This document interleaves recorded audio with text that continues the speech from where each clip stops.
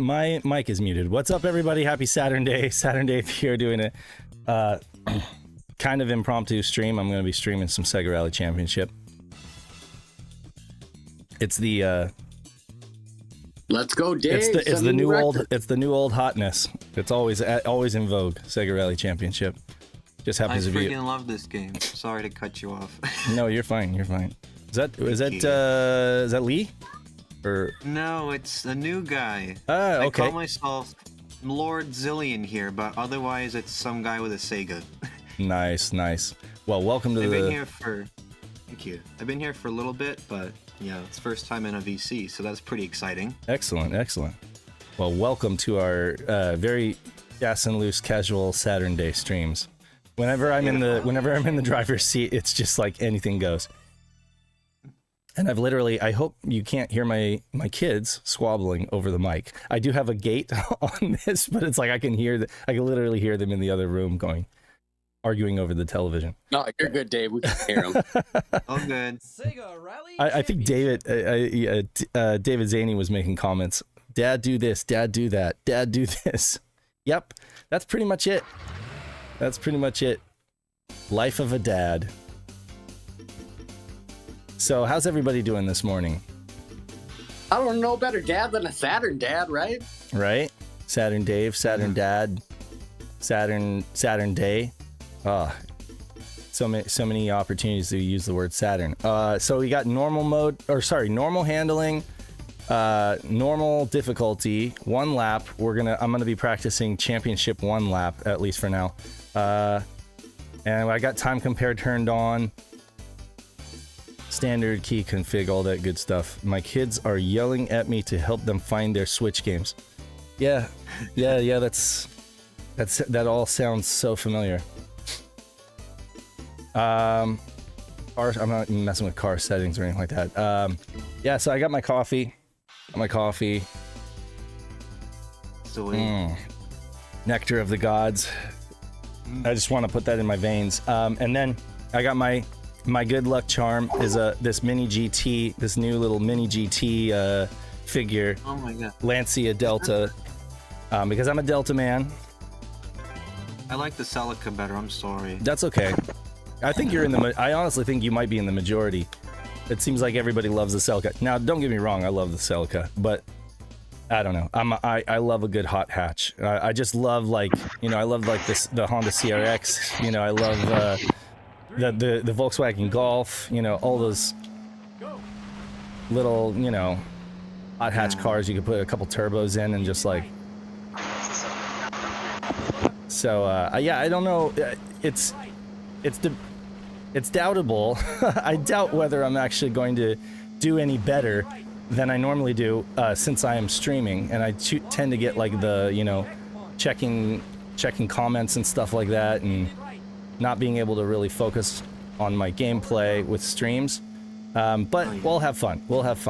And I would love to hear folks tell me about their Sega Rally experiences and what they love about this game. If you guys have watched the latest, the latest Panda vid, which was just amazing. We've been eating good for the last week in terms of Sega content, and I've watched that thing like almost 3 times now.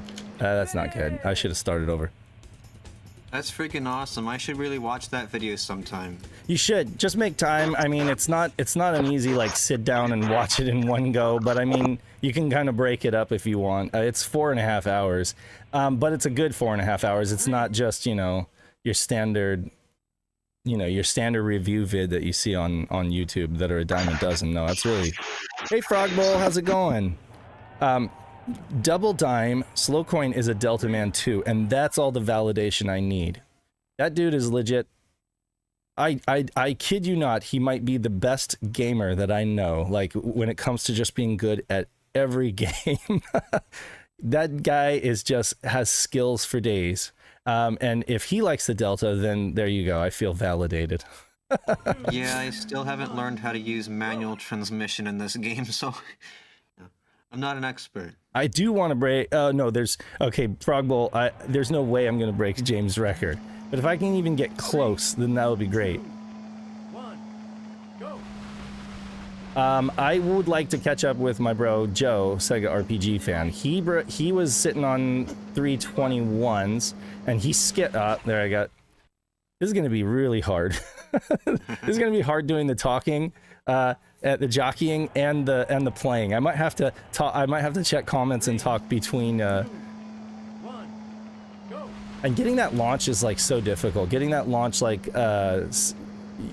getting it consistently is tough, you know. But I'm trying, you know. No, I didn't get it, so I'm way slow. You know you have the launch when you have a ghost on during time compare, because during time attack, because you can see yourself shoot past the you see yourself shoot past your ghost, right? And then you're like, okay, I got it. But it's hard to tell whether you got it when you're just launching by yourself. Are you using a 3D controller? I'm just using a standard Japanese digital pad. Nice. That is what I've just come up on, and that's what I love. It's kind of like, so this, I am playing Plus, right? That was ill-timed. I shouldn't have gone for that. So I am playing Plus. Plus is tuned for the 3D control pad. Some folks are all about the 3D control pad for this game, and that's great. I'm more like, you know, like James, we just tap away on the D-pad, you know, left, right. You know, tapping the wheels, left, right, oversteer, understeer, you know, making small adjustments. That's just kind of the way I play Rally, is with the D-pad. Yeah. I'm also a digital pad guy, because I thought for years I was going to be getting sometime a 3D controller. I never got around to it just because the original is really good as it is. I didn't get that bomb. I think... Yeah? I think it was like the first competition we had in the server. I got into like the top 5 on like the beginner course in touring car just with a D-pad.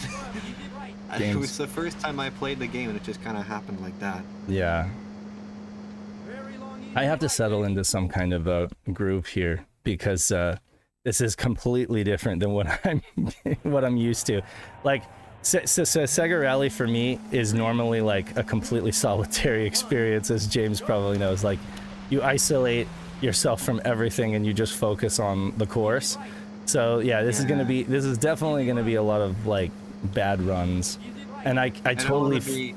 No, you're good. Don't want to be too much of a distraction. No, you're fine. It can't be helped. Like, I chose to stream this game. That's on me. You know, Panda did the same thing, and I feel for him, because I saw him restart multiple times, and I totally get it. Like, it's tough. It's tough to like concentrate and talk at the same time. I was talking to James the other day just on voice chat.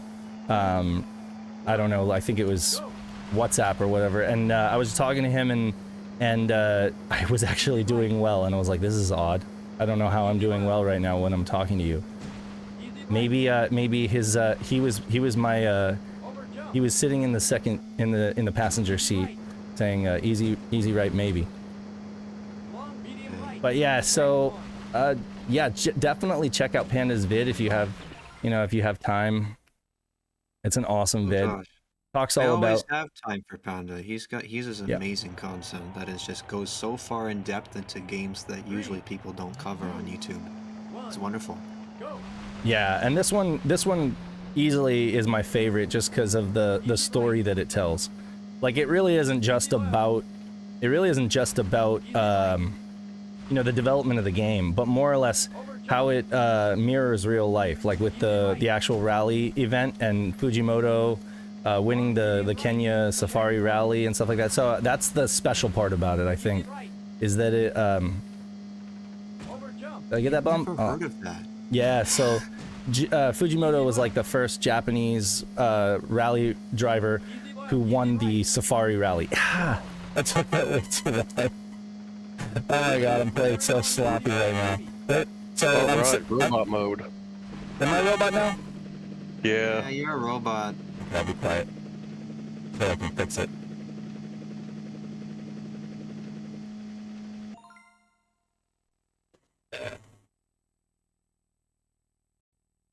Technical difficulties.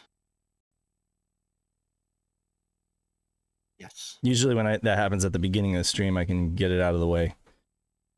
All All right, let's see here. I'm gonna read some comments. So yeah, if I can't finish with a 54, I just restart. And ideally, you want to finish desert with low 54s. If you get a 53, like a high 53, then jump up and down. That's great. But that's happened to me like maybe once. And I don't even remember if I have a record of that. That might have been on an old save. But low 54s is usually what I aim for on that. The restart loop, yes. So this is a lot of fun to watch it, dude. Restart a level over and over again. But stick in there with me. Well, I plan to be on stream for like 2 hours. so we can just chat about Saturn stuff, and I'll just keep resetting if I have to. But yeah. Great. So Lord Zillion. Oh, and we got Lee Toast with the Most in here. Anthony, of course, Knight of Dragon is here. 3, 2, 1, go. So Anthony, they're all fans of this game. You there? Oh, I'm here. I have a question for you. What would I have to do to get a couple of those live modems? I need to package them up with some Netlinks and send them out to some folks. You gotta send a guy over to help me unbury them. I have to do what now? You gotta send a guy over to help me unbury them. To help you unbury them? Okay. All right. So a plane ticket, and then like an Uber over to your house. What's gonna cost go me? in the RV, rip everything out of there. No worries. We'll just we'll get right on that. But I am sitting on 2 Netlink modems in box with, I don't know, they're both different models. They're both the same modem, but they're both different packagings. I need to find homes for those. I need to find 2 new members. Is this like a giveaway? No, it's a let me pause for a second. So to the uninitiated, we several months ago we bought SHIRO live on air 2 pallets or two like new old stock boxes of modems. We did like a little packet and like a Netlink get your Saturn online kind of pack, tossed in like a live USB modem with them, and distributed them to members of the community, primarily patron supporters. Basically got first shot, right? Wow. And we forwarded them at cost. Like we didn't like mark them up or anything like that. The idea was those things are kind of expensive. Yeah. And usually when you try to buy them piecemeal, and some folks who are super dedicated just went ahead and got their own, know that it's like $100 buy-in or something like that. But we just wanted to try to get them out to folks in the community as cheap as possible, just so that the idea is that we can boost up our online community. So that's what we did. And Pat and I we're always looking for more. We're always looking to see if we can find some more of those modems for a deal. We just happened to find like 2, and we bought them. I think at the end it was like a little over $60. So I mean, like that's like $30 a piece. We're gonna put them together with live modems and a patch and everything like that, and get them out to folks so that they can use them essentially, and bring 2 more people on board in terms of. God damn it! I suck at this right now. That sounds really awesome. I'm glad you're doing that, because it's hard to get those things online these days. I'm not even sure if I can do it myself without buying a whole bunch of extra parts. But if you're providing kits to people, that would be so much more useful. Yeah, I mean, and then of course it should be. I always want to mention that Knight of Dragon, he's also working on an even better solution that's more like future-proof in terms of it taking the Saturn serial port and turning that into like serial to USB, so that you can or serial to Ethernet. I can't remember. Knight, was it serial to USB or serial to Ethernet? If it was for internet, I'd think Ethernet, but no wait. It would go into the Dream Pi, I think. Right, yeah. Right, so serial to USB to the Dream Pi. You'd still need a Dream Pi, or a computer, or or a PC or whatever, which is what we're doing anyway. We're with the USB live modems, but I mean, essentially, folks wouldn't need to buy the actual dial-up modem for the Saturn, which is increasingly rare. Well, they're not getting any more common, that's for sure. That's the problem, is this hardware is very obscure and hard to find, and so it's not something that everybody can get into. It's something that a few people can get into. Like Brian Trusty here would like to get online. Okay. And he's got a channel, and I think he'd probably be active in our online community. So yeah, hit me up, Brian. We might be able to get you connected. We might be able to do that. I just need to, like I said, I just need to get a live modem for it, and then I can talk to Moose about putting a patch in there as well for you. Well, Moose, when I send you the box, there are like, I don't know, 4 or 5 left. oh, there's like what now?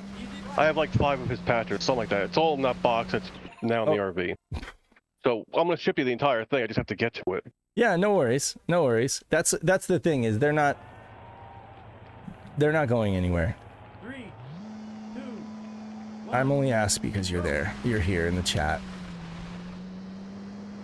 But yeah, so we have a Duke tournament coming up, Duke Nukem, and coming up or going, I don't know. I guess it's underway. They're trying to fill out the bracket, is what it is. Double Time's trying to fill out the bracket, and so you know, the more the merrier. There we go. Finally. Oh, I didn't. Bounced off that guy. Yeah. So the idea is start fast, get the car bumps. Maybe I finally reached my maybe I finally got over my initial stream jitters or whatever, and I'm able to like do this now. I don't know. Watch, I say that and then I'm gonna totally screw it up. I'm 4 seconds ahead of my normal time because I made a mistake back there. But anyway, now it's all starting to come together. 12 seats open. Double Dime says 12 seats open. I mean, so it's like with Duke, this is amazing.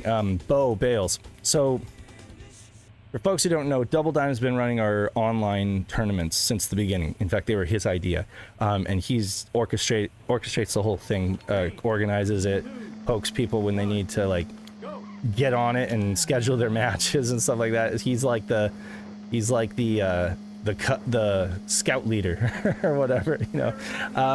But I mean, essentially, he's coordinated with Bo Bales, who is a reverse engineer hacker extraordinaire of Saturn stuff, to basically put together a special version of Duke Nukem 3D Netlink edition that has a bespoke like scoring that works for online, basically, so that we can do these like death matches, I guess. Oh man, now I'm yeah, so it's gonna be fun. I need to concentrate, but that's hard. Okay, let's see. I'm coming out on here. That was not a wall. Yeah, that's a strategy that was poorly executed. It was not executed, in other words. Yeah, so that was quite bad. But it's okay. I'm still in first. You know what's funny though? Being in first is really not what it's about. Like, you're in third. Yeah, I'm in third. Sorry, being ahead of the pack doesn't even matter. What really matters is beating your own time. And so that was, yeah, 2:11. Not good, not good.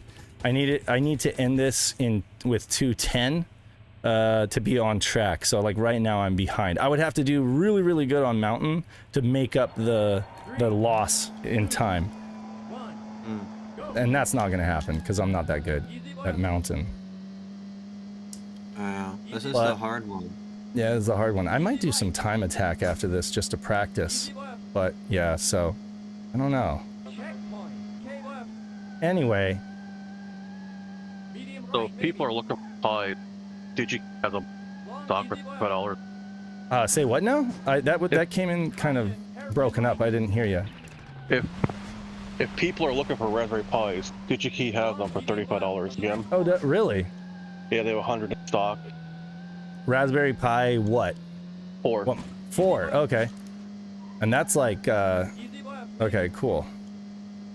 I can't even remember if mine was a 3. I got mine from PC Wizard, so the Dreamcast Live. So okay, yeah, I'm just absolutely unraveling on this run. So Yeah. I mean, Uh, I would love to have. Sorry. no, it's I would okay. love- Keep going. Sure. I'd love to have a Saturn Netlink, but I'm not sure how much I'd be playing Saturn on like a regular basis. I'm kind of right now. I'm kind of becoming a Master System nut.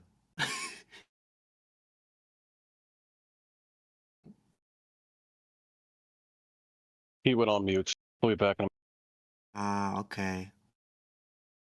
Have a little intermission.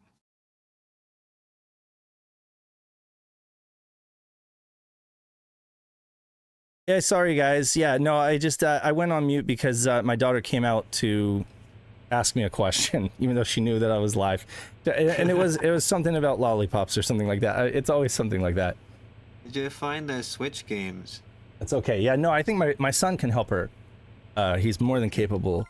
In fact, he came out with her. I'm just like, seriously, this isn't a problem that you guys can solve. That's so funny. It's okay though. That's just, you know. I always count on I always count on a couple of interruptions during a stream, especially from the 5-year-old. She doesn't. She's not as trained as Jessie is. Yeah. I'm just not sure how often I'd go online with my Saturn because I'm playing a lot of Master System recently. Yeah. That's the thing too. Is like we're looking for folks who are looking to become active members of the Saturn online community. So it's like, you know, you would have to be available for online tournaments if we got you a modem, you know. So we don't want it to go on a shelf. Like right now, that's what they're doing. They're sitting on my shelf, and I don't need them for my collection or anything like that. So I just want them to go to some folks that are going to use them. I've got a US Netlink modem, and that seems to work perfectly fine for me. Yeah. That was a crap run. I believe Lee. Yeah, so Lee, who's here in the chat, but I don't know if he's at work or whatever. He's part of our online community. He's on. I've even had a match or two with him here and there at times, and of course, Night of Dragon is. Knight, are you doing the Duke? No, I forget that. Is it a matter of not having time, or is it a matter of not liking the game? yes. Yes. Okay. Yes to both. I mean, I haven't played very much of Duke either, so. Yeah, like for me, I'm undecided. The only reason I haven't joined is because I don't know that I can. I hate it when I hold up the tournament and I just don't know that I can commit the time to scheduling the matches, you know? So it's like it's tough for me, even though like I'll definitely like promote it as much as I can and let people know that they need to do it. I think Pat's gonna do it. Yeah, so. And Nick, Pandemonium, he needs to get he's got the modem, he's got the whole kit, but he needs to get his set up. I think he's been busy with the Sega Rally video, but no excuses, he's got to get his set up now. Right? I told him, I was like, if he had his setup, if he had set his up before he finished the Sega Rally video, he could have done a little bit more with the Netlink side of things, or the X-Band side of things. But alas, he'll end up retreading that when he does cover the Netlink version and Plus, like that came out later. I think he's counting that, and he said he's gonna come back to it, so that's good. PSA, modems off the shelf. Let's play. Yeah, you know, when he ends up getting to, what is it? When he ends up getting to CCE, Daytona CCE, I really would love to see him kind of go back and just talk about Daytona, the entire thing, like with the kind of treatment that he gives, you know, his videos nowadays, you know, because the Daytona review that he did is very You know, it's very early. I mean, yeah, I was gonna say that was right at the beginning, so you had Yeah. to expect that he didn't know what his thing Right. was going to become. He didn't know what it was going to become, and he wasn't going as deep, you know, back then. Like, he really was. It's fun. He really was reviewing the games, just basically reviewing the games. And now it's like funny to even call them a review. It's more like a Ken Burns documentary. I think one of the reviews he redid was Bug. I remember Yes. watching the original and then the revisited, and it was Yeah. like night and day. Right, and that's basically because between the time that he did the Bug video and the time that he did that redone video, we had the benefit of talking with David Warhol of Real Time Associates. Yeah. So it's like with that new information and a bunch of other new research that he had done, you know, he had enough that he felt it would justify, you know, a new, like, updated video. And I think the same thing goes with Daytona. Like, what might be stopping him is just access to those original devs, you know? You know, he can try to reach out and stuff like that, but if he doesn't feel like he has enough to justify a new video, he won't, you know, he's only gonna do a new video on it if he has enough content. So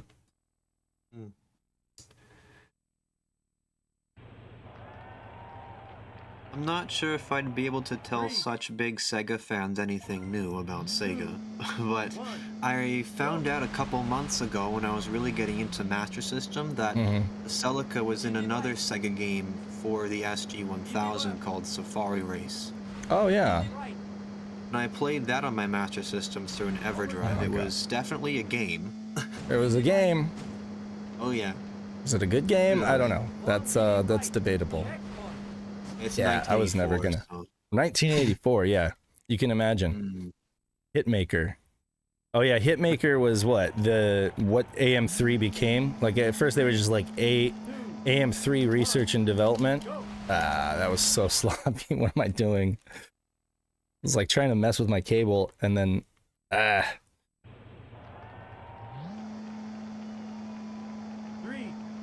2, 1, go. yeah, I'm dreaming, thinking that I'm gonna break my record or set a new personal best like this. But you know, Easy right. I can always do that later. Usually that's gonna happen like when the kids are asleep or something like that, you know. Easy right.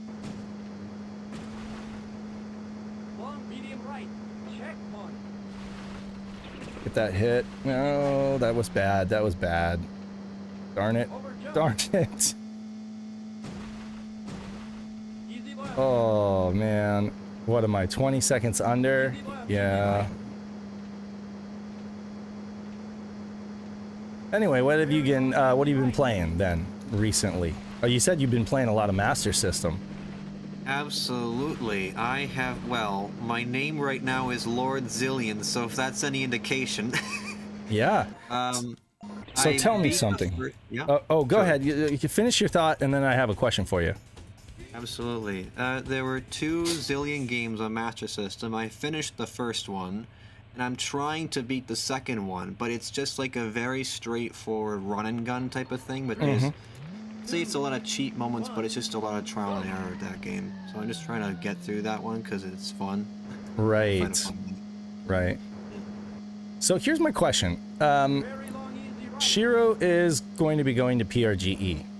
And we have been, and I kind of proposed this, and we got greenlit to put together a Sega lounge. Basically a room, an entire room celebrating Sega and their history and their consoles. And Master System, if I'm being completely honest, is a bit of a blind spot for me. I didn't grow up having a Master System. I had a friend who had one, but I mean, that was pretty much my exposure, was my friend who had a Master System. And I never really have gotten deep into Master System for whatever reason. So I guess my question for you is, what game do you think best characterizes the Master System? Or what game do you think would be an absolute, you know, shoe-in for, like, we would have to include it in a room dedicated to Sega, where we're going to have some Master Systems, we're going to have obviously a lot of Genesis, Saturn and Dreamcast, and then portables and stuff like that too. So what do you think? What game do you think is just like absolutely must for Master System? That's a wonderful question. I don't know everything about the Master System. I haven't played all the games of the Master System, but I can say that some of my favorites are definitely Space Harrier for Master System. It's definitely a downgrade from the arcade, but I still find it super fun and just a great example of what you could do with the Master System technology. It's really impressive what they did with that game, especially. It was also one of the first games that I think Yu Suzuki programmed, or Sega, if I'm not mistaken, but definitely before Sonic, for sure. So that's nice. a nice piece of history. I'd say Zillion 2, just because it's not Zillion 2, Zillion 1, because it's just a unique example of a game that's kind of like a Metroid type of thing. You go around levels and unlock codes and stuff like that. It's a unique game for the time period that it came out in. Other than that, I'd say I really liked, again, Outrun. You can't really go wrong with arcade ports on the 8-bit system. And I don't know what else. Yeah, I'd say that's pretty much my answer. Okay. And Frogball, he was saying, I know before I was able to look, he said Hang On is one to... Oh, yeah. Hang On. I know that's, it's a really good one. There's some, and there are some like really good, there are some games on the Master System that have like really good graphics, considering it's a Master System. Like, what is it, the Monster World games? Yeah. Those ones are great. Like, here's the thing. We're also going to be focusing, what did I end up with on there? I didn't even see. I know whatever it was probably terrible. Probably wasn't, oh, actually, so it must have been a 21 if I'm able to set a record here. Or if I'm able to put my name in, because all my... what was I going to say? So the focus, I guess you could say the theme, yeah, so 2152. So the theme of our panel and the theme of the room that we're going to kind of tie it all in is going to be how Sega were innovators from the beginning to the end. You know, they were innovators of technology, sometimes to their own detriment, you know, like they went all in on a lot of stuff that just the market, the world wasn't ready for at the time, you know. And there were some things they really tried to push, like communications. Network communications is something they always tried to push. They never gave up. You had like the Telegenesis modem, or the Mega modem as it was known in Japan, and you had like Telegenesis baseball that wasn't released in the US because the performance just wasn't there. But yet they were still trying. They just, and then again with the Saturn, you had X-Band and Netlink, and then with the Dreamcast, finally their vision came true. You know, it was like Sega Net, you know, and online play with Phantasy Star Online and stuff. That was like the dream from the beginning, but it wasn't until that point that it actually became fully realized. Even Netlink arguably is just like dial-up peer-to-peer, you know, and they were able to have like a little matchmaking server called Netlink Zone. It was basically like a website that could help you find folks to dial, but then you'd still be kind of like just dialing them direct, right? It wasn't until Fantasy, well, arguably they did do it. They did manage it on Saturn with Dragon's Dream. There was an actual server, there was an actual lobby, but they relied on NiftyServe, which was a Japanese company, Fujitsu and NiftyServe, to kind of make all that technology happen. And they had cross-platform PC and Saturns playing on the same server, which was mind-blowing, you know. Wow. And then of course with the Dreamcast, you know, they were doing that. And then of course you also can't discount the fact that they were doing it in the arcades too, with networked arcade cabinets, up to like 8. Sometimes maybe even more than that, networked arcade cabs, you know. So network play was always something that they were really pushing. With the Master System, you had like the 3D glasses. Oh yeah. VR and augmented reality was something they were always trying to push too. Whether it was the 3D glasses, the Virtua Visor or whatever on the Master System. It actually wasn't called the Virtua Visor. It was like the Mega Visor. But I think most people just know them as the 3D glasses. Yeah. Then of course you had the Joypolis arcades. You had stuff like you had the ride-on. So as far as immersion goes, they had ride-ons. just a ton of different ride-on arcade cabs. You had stuff like the R360, which was immersive, like you get in the cockpit and you get, you know, 360 degrees of motion. It was in Terminator, right? Yeah, yeah. There's the AS1, which is like the ship that you would actually get into, and it would kind of move around and stuff like that, and it was like a jet fighter kind of thing. They worked a lot with the military complex to create, you know, the early 3D stuff, you know. And then of course they got into the virtual headsets, like I forget what they're called, but you had virtual reality headsets in the arcade. They tried to develop something like that for Saturn. We had an interview with Kenji Tosaki, and that was the Virtua Visor that never actually saw the light of day. But there is a patent for it, and there's some pictures of him testing it out. That was to be an augmented reality headset where it had a visor that flipped over. You'd be playing the Saturn, and you'd have like graphics displaying on top of your Saturn's background display. And anyway, so that never got released, but they kept trying, you know.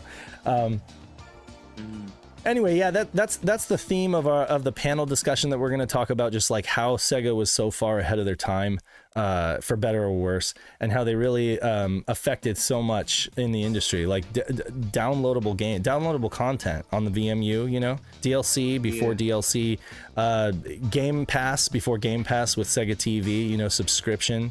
So the TV tuner on the Game Gear is basically like streaming on a portable device, you know, video streaming on a portable device before that, you know, before PSP did it or whatever. I have a Game Gear, and I've really wanted like a TV tuner ever since I first heard about it when I was younger. Yeah, it was like it's so all of the stuff that they did is like it's kind of like Doc Brown from Back to the Future 3, where he's trying to make an ice cube with this huge machine. You know, he has this huge machine that takes up an entire room just so it can spit out one ice cube in his iced tea. And that's kind of like Sega. Like, who cares if it takes, you know, 6 batteries in it and it's completely impractical and way too expensive. You know, like, we're gonna put out this TV tuner, goddamn it, for the Game Gear, and kids are gonna ask their parents, like, they're gonna think they're the coolest kid on earth because they can watch TV on their Game Gear. It would be really funny. This would be very unfair, but my kind of humor is to put Nintendo, NES, and Master System side by side with Ghostbusters. Oh my god. That's kind of cruel. Yeah. It'd be funny. But yeah, we definitely want to, like, we want to curate. We haven't decided yet. We're still working on the layout, but you know, and it was tempting to just do another Saturn lounge. Honestly, I could do Saturn all day, every day. But again, I love Sega, and I want to take this opportunity to kind of, you know, celebrate all of Sega. So yeah, I'm looking for feedback from folks who are like, who really know these consoles the best, you know, because I'm not an expert on Master System. Like, to me, the Master System game that blew my mind was Space Harrier. It's like, just the fact that I could go to my friend's house and play Space Harrier, I was just like, oh my god. Like, I love this game in the arcade, but I've never seen it on a home console. And did you see the version of that game for... They made one for Famicom, apparently, in Japan, and I was a little bit disappointed. Oh, no. Like no, I didn't. The Sega one looks so much better. Oh, I'm sure it does. Yeah. It's just that the Famicom has better scrolling, but the Master System is better. Everything else. Darn, I'm biased, but that for little sure. berm there. Yeah, no, you're right. I mean, you know, it could be said that it could actually be fairly argued that the Master System trumps the NES in graphics on a lot of things, you know. But but where Nintendo was really had it was just the gameplay, and that's the thing, is that's been Nintendo's ethos. They've never been about graphics. They've never been about having the best graphics. They've just been about, like, being the Disney of video games, basically. Having their IPs that are recognized worldwide, you know, building solid gameplay. I would argue that, like, sorry, I just have to pause here. With the Virtual Boy is probably the closest thing that they ever released to a Sega product. You know what I mean? Like, Yeah. It was pretty careless of them to release that. And I mean, they probably knew it, but Gunpei Yokoi wanted to do it, so, and he was their guy, so they were probably like, okay, blank check, go for it, we'll be behind you. But I mean, honestly, that has the same kind of DNA, that has the same kind of recklessness as a lot of like Sega products, and it turned out to be a huge failure. But yeah, typically Nintendo always tends to be way more conservative, and a lot of things that they have in R&D just never see the light of day, and they don't even want people talking about them because they're like, yeah, no, we don't, that's not good, that's not ready for prime time, I don't know. I mean, I can't say their strategy doesn't work because I love a lot of Nintendo games. It's just that Sega is a personal preference. Yeah, Saturn Memories makes a good point. The GameCube was actually, so the SNES and the GameCube, yeah, okay, so I just made an argument that's kind of blanket about how Nintendo doesn't really care about graphics, or they don't prioritize graphics. They prioritize off-the-shelf components they prioritize being able to build systems and sell them for a profit, basically, because where everybody else is taking losses on their systems because they're so expensive, Nintendo not only can make a profit on their software, but they can make a profit off their hardware too, because it's usually years old technology that they're just able to really well implement, but it's true, they did have a season, from the SNES, Nintendo 64, and GameCube, where they really did focus on being competitive in terms of graphics, and they were working with companies like Silicon Graphics. Well, with the SNES, you had a Rico processor. They also worked with, those third-party, like the FX chip, right? And then you had GameCube, where they were working with ATI, right? So maybe it was after the failure of the GameCube, quote unquote failure, because GameCube was still amazing and lots of folks love it. But it's like people will go on. It's the same way with Saturn. They'll say GameCube was a failure just because it was like third place, right? Yeah. But essentially, the GameCube, I was one of those staunch defenders of GameCube back in the day. I was like, I think GameCube looks better than Xbox. I may have been wrong, but I mean, they used some techniques on their graphics that made the games look shinier and better to me. Like Metroid Prime looked better than any Xbox game that I ever saw, Yeah. So in the right hands. No, go ahead. Sure. I had a GameCube. Actually, I had a GameCube probably twice, and I just there wasn't enough space to keep it around eventually. But I do remember the controller very much, especially. It's not my favorite controller because reason number one is Sega bias. Reason number two is the control sticks. A lot of people love them, but I'm not sure about them like locking into 8 directions. I found when I was playing Sonic Adventure, especially with that game, it's like I'd be pushing up and it wouldn't be like fully straight. He'd be off by like a few degrees, and it bothered me so much. Yeah. Yeah, Saturn Memories. You're right. Orta. So I mean, it all depends on the developer too. Great developers can do amazing stuff regardless of the hardware. And it's true. Orta is a fantastic looking game on Xbox, and you know what? There are many fantastic looking games on Xbox. It's just that I was, back in. Sorry, Lord Zillion, I didn't mean to just like steamroll over what you said. I'm just responding to something that he commented earlier. So like Metroid Prime, Retro Studio, is it? Or Factor 5 was the Star Wars stuff, right? And then you had Retro Studios, I think, that did Metroid Prime. But I don't know. It was really great looking, and I would go to the game stores, the game shops, and I was so used to people saying, "Oh, Xbox looks amazing. GameCube is underpowered." Maybe that's why I was more of a defender of GameCube back in the day, because I felt like it had more. It felt more like a video game console than any of the other ones, and the graphics were good. Yeah. I might get a GameCube again. Not sure. Yeah, believe it or not, I don't actually have a GameCube right now. Like I have a Wii, which plays GameCube games, and that's good enough for me. But I know Pat would argue with me. He'd say, you got to get yourself a GameCube. It's just that I've heard that the discs, a lot of the discs just go bad and they don't read, Yeah. So there are, and also the markets on it is kind of gone. You know, like where I was putting all my eggs into the Saturn basket, a lot of other folks were collecting for GameCube, and I feel like my window of opportunity has come and gone. I mean, you made a great decision going for Saturn. It's one of the best systems of all time, for sure. I agree. Yeah.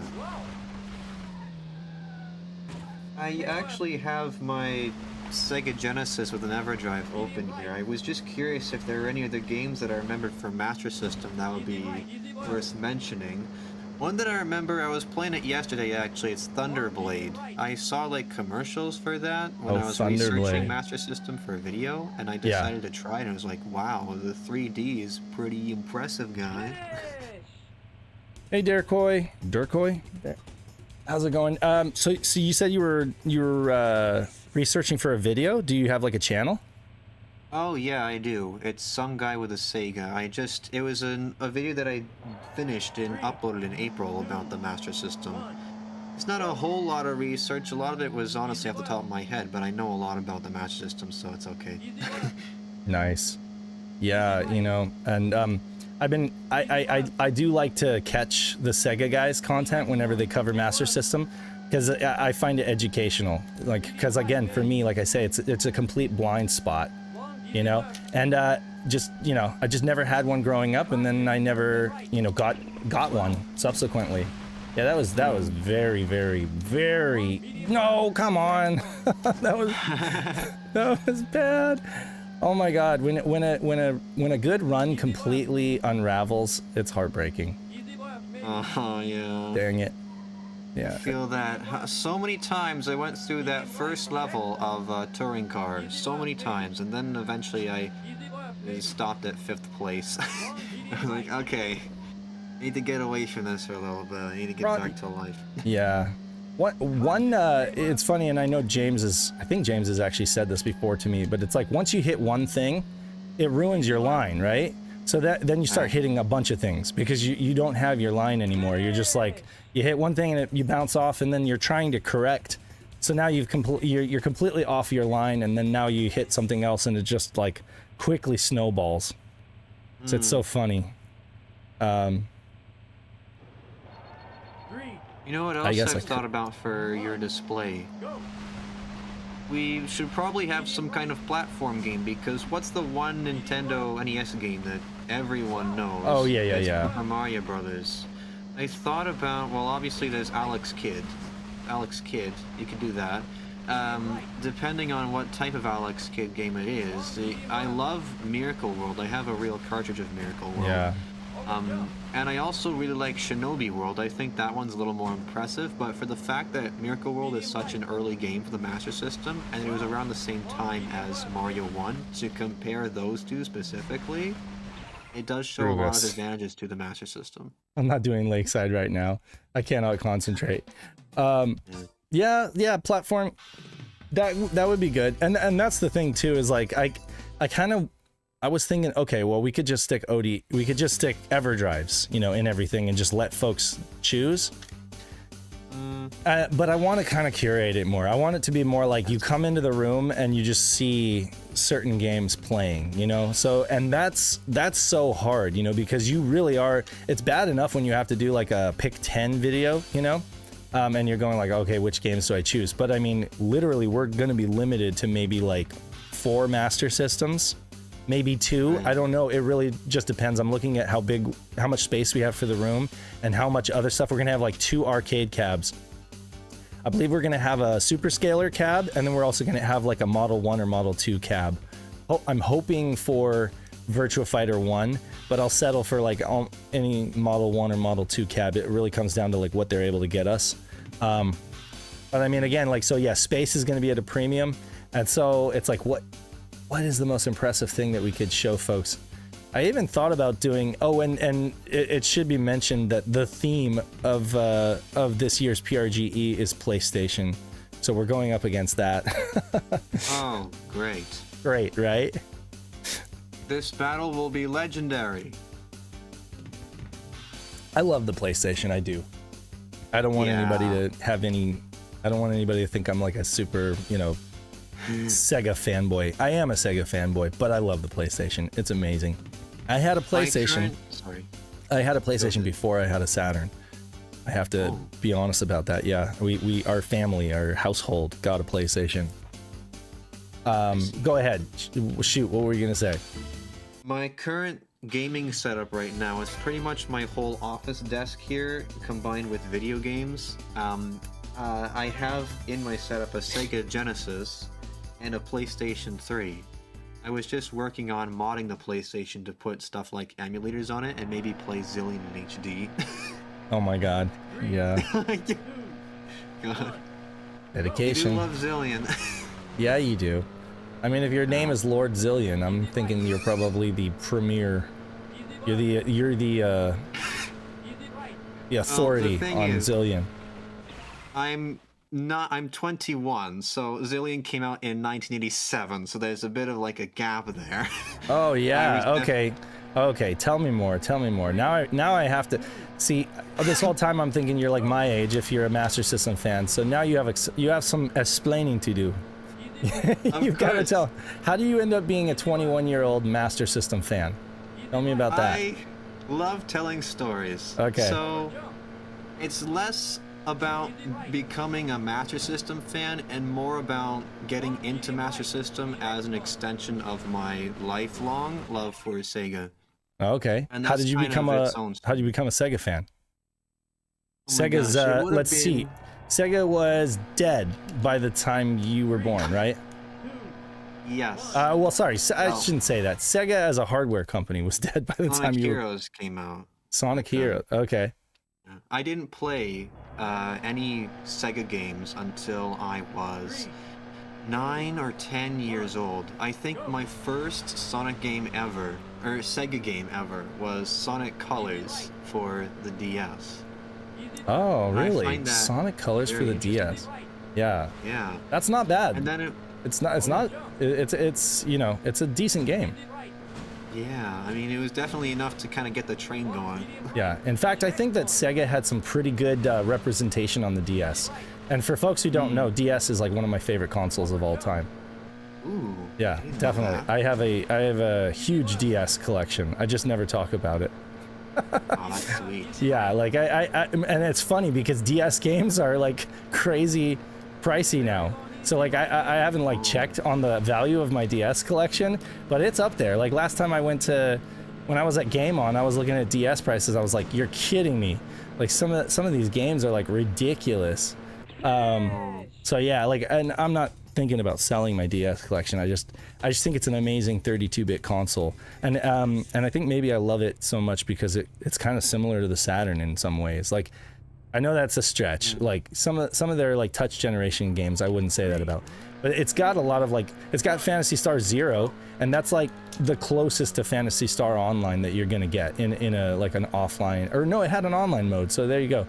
Phantasy Star Zero on DS is arguably as close as you're gonna get to PSO. And it has like Saturn looking graphics because it's like a 32-bit console. I didn't even know it was 32-bit. I've been playing DS since I was a kid and I didn't even think about that. Yeah, well, it's like 32-bit ARM. That definitely makes sense. Yeah, but I mean, the DS long. Yeah, the DS is great. Anyway, I didn't mean to interrupt you. You were saying that Sonic Colors on DS was how you got into Sega, and then where does it go from there? It just kind of develops from there into a bigger love for Sonic the Hedgehog. And so it was Christmas of that year that I asked for, well, it was my brothers and all of us that got our big console upgrade of PlayStation 3. And with that came my little special present for the PS3, which was Sonic Generations. I was absolutely blown away with like the classic and modern combination and just the lore of Sonic the Hedgehog. I was obsessed. And then I got for my DS another game, Sonic Classic Collection, and that was like the moment where things really started coming together, where I wanted to get everything that was classic Sega. My first Sega system to myself, well, the first game system I ever had to myself aside from like the portable, like a DS, was a Sega Genesis. It was my my God. friend that gave me an absolute steal for one in the box. And Really? I was, yeah, it was friggin' amazing. Like, I used to go to curling with them, and there was one time where we finished up, and oh my God, there was a Sega Genesis. Curling. Where are you in the world? I am in Canada. Canada. Yes. Oh, awesome. Well, we have a lot of friends from Canada. In fact, Peter, who is a SHIRO and writes for the site, he is a Canadian, fellow Canadian, Canuck. Oh, that's great. Yeah. So and a lot of other folks too in our community. So, and that was terrible. That was guys. I'm putting on a clinic here of what not to do. But you know what I found is this Celica is like definitely harder to control but faster. Yeah, I don't know. It just doesn't feel right. It doesn't feel right. I'm so used to the Delta. That's amazing, though. Yeah, like Sega Genesis is such a great console for multiple reasons. Not just the games, but the hardware itself. It's just so well designed. Right. 320/130. If I hadn't made that mistake, I might have actually hit 319 on that run. I'm not even kidding. I felt it. I was being really quiet. I got an unexpected bump. I got an unexpected bump on Forest from that green car, and that set me up for like a really good run that I, of course, inevitably ruined on Mountain, which is just, that's the narrative of Sega Rally. You have this great run and then Mountain, and you ruin it. Right. So what's your favorite Sega Genesis game? Oh my gosh. My favorite Sega Genesis game. That's Unfair really question. tough. What's your favorite? Yeah, I would say for many years I would have said Sonic 2, and I'd probably still say that because it's a game that I know everything about. I know inside and out, and I can just beat it in like less than an hour. It's really nice to just do that every once in a while when I feel like it. And it's a solid. It's got some flaws, but you know what? It was a fantastic game back then, and it still is today. I still think it's a wonderful experience. Mm-hmm. Oh yeah, absolutely. I like Sonic 1 better than Sonic 2, but for nostalgic reasons. I acknowledge it's mostly just for the music and the nostalgic reasons. Everybody else, everyone who's like a diehard Sonic fan usually says Sonic 2 over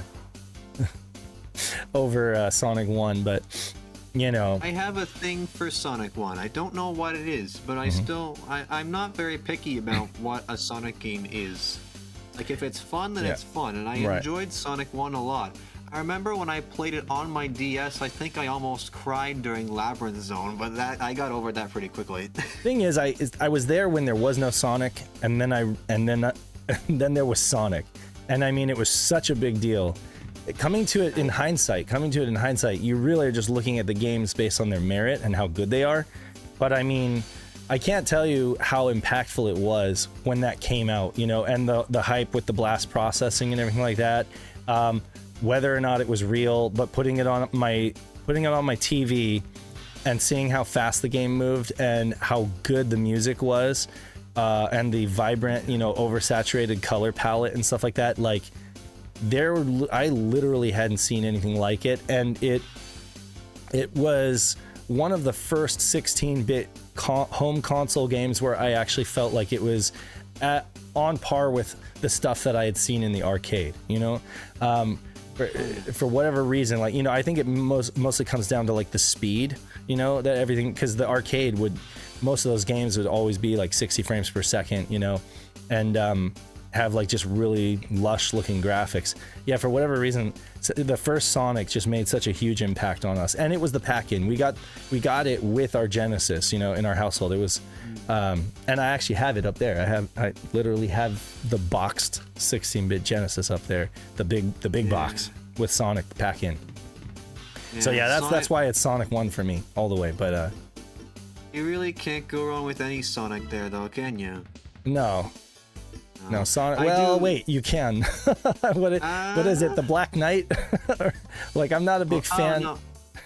I meant the Genesis. Oh yeah, no. With the Genesis, you can't go wrong. Definitely. Spinball. You go wrong with Spinball. Spinball. Yeah. Well, what was that? Was that Sega Technical Institute? I I believe so. I believe so. Yeah, like a totally different development team. You know, arguably, Sonic CD is a little weird too. I like it, but it seems a little bit like disorganized. You know what I mean? Like it doesn't hodgepodge. Yeah, very hodgepodgey, like a scrapbook of Sonic stuff. It just doesn't. It doesn't feel as like. It doesn't feel as focused and linear like it has. Yeah, it's just all over the place. And I mean, I guess that can't be helped because of the whole time travel thing. But yeah, I don't know. What do you think, Saturn Memories? What do you think about Sonic CD? I like the aesthetics of the game. Oh, absolutely. The music is amazing. The music, the look, everything, all that's great. I think the level design is a fucking train wreck. Train wreck, yes. Okay, I'm not crazy. The layouts are bad. Like, you get funneled down. The enemy placement, the hazards, everything is designed to slow you down because they don't want time travel to be easy. So they do all of this to slow you down, and it's like the antithesis of what Sonic should be in my mind. And that, you know, that's a good point. So, and you know, I don't want to give anyone more credit than they deserve, but you did have Yuji Naka. He came over to the West and he kind of helped the Western team develop Sonic 2, right? Where Naoto Oshima was, am I right in saying Naoto Oshima, who's kind of responsible for the whole like design, aesthetic, characters and stuff like that, the look and feel of Sonic, was working on Sonic CD in Japan, right? With that crew, right? And well, am I wrong? I think the big difference here is Yasuhara, who actually did the level layouts. Oh, okay. He went with Naka. Naka was a programmer. He like designed the physics and everything and worked all that out, making the game work well. Okay, yeah. Yeah. So, but Yasuhara, I think, is really who you want to probably give most credit to for how those games kind of how the levels came together. Game design, basically game design. Yeah. Yeah, and then Naoto Oshima is principally responsible for like the character, the look, the feel, which the same can be said for Knights. You know, it's like you don't give Naka credit for like all of the, you know, the character and charm of Knights. That's all Naoto Oshima, but Naka was, you know, the one who kind of like helped make it happen in terms of engine and stuff like that, and execution. You know, the performance of the game is really down. So but yeah, that's it. So you take those two apart, and I think they're better as a team than, you know, apart from each other. Well, you can definitely tell that that Sonic CD was a game designed by an artist. So right, yes, an artist. It's beautiful. It's beautiful. It's very right-brained, right? But not very. It doesn't make a whole lot of sense. Yeah, very good point. What do you think about Chaotix? I think that's a pretty game too, but again, it just doesn't play all that well. Underrated. It's not a good game. Overrated. It's not a good game. Oh, okay, not a good game. Do you feel like it's kind of similar to Spinball in a way? Like it has that kind of almost like third-party feel to it. It just doesn't feel. Well, it wasn't Sonic Team that worked on that game, but I would say it definitely feels more like a Japanese game than what Spinball does. Man, I'm sucking it up here on the time attack. For whatever reason, I'm just not in the zone here. But that's okay. Yeah, it's 1. I still have not played Chaotix. I'm waiting until I can finally finish my collection of Sega consoles with a 32X, and I'm not sure when to pull the trigger. Now, sooner than later is all I can say. I mean, here's the deal. They're not getting any cheaper, and some of the units that are out there are having issues, you know, with the chips, like maybe needing to be having recaps done and stuff like that, and folks are complaining of, oh, I got my 32. I think Nick was saying he ended up getting a 32X and the video wasn't displaying correctly, because it does that whole like video overlay kind of thing. So I think he ended up having to get another one, you know, in order to get it done, or have it recapped or something. I might be misquoting him, but I know that he was having problems with his 32X. I got lucky. I got donated one. from a friend. Just, you know, it was like an attic find, and he was like, hey, you like Sega stuff, right? That's the good thing. Always tell your friends that you like Sega or like video games, because you'll have your non-gamer friends find stuff and they'll be like, well, I was gonna get rid of this, but then I remembered you like this stuff, right? And they think it's trash, and you're like, yes, gimme. So anyway, I got a free 32X with some games from a good friend who's not into video games, and it worked. But that's not always the case. Like, I would say, like, maybe try to get one. You know, it doesn't have to be in box. Those ones are really ridiculously expensive. But it might be nice to just grab one, because you said you already have the Genesis, right? So I have a Genesis, and my EverDrive is the Pro one, so I don't have a physical Sega CD, but the games work on that. I gotcha. Yeah, so the Sega CD, yeah, and that's the thing too, is like I have the what is it, the Mega SD from Terra Onion. I kind of bought it secondhand from Pat. But essentially that'll do Sega CD.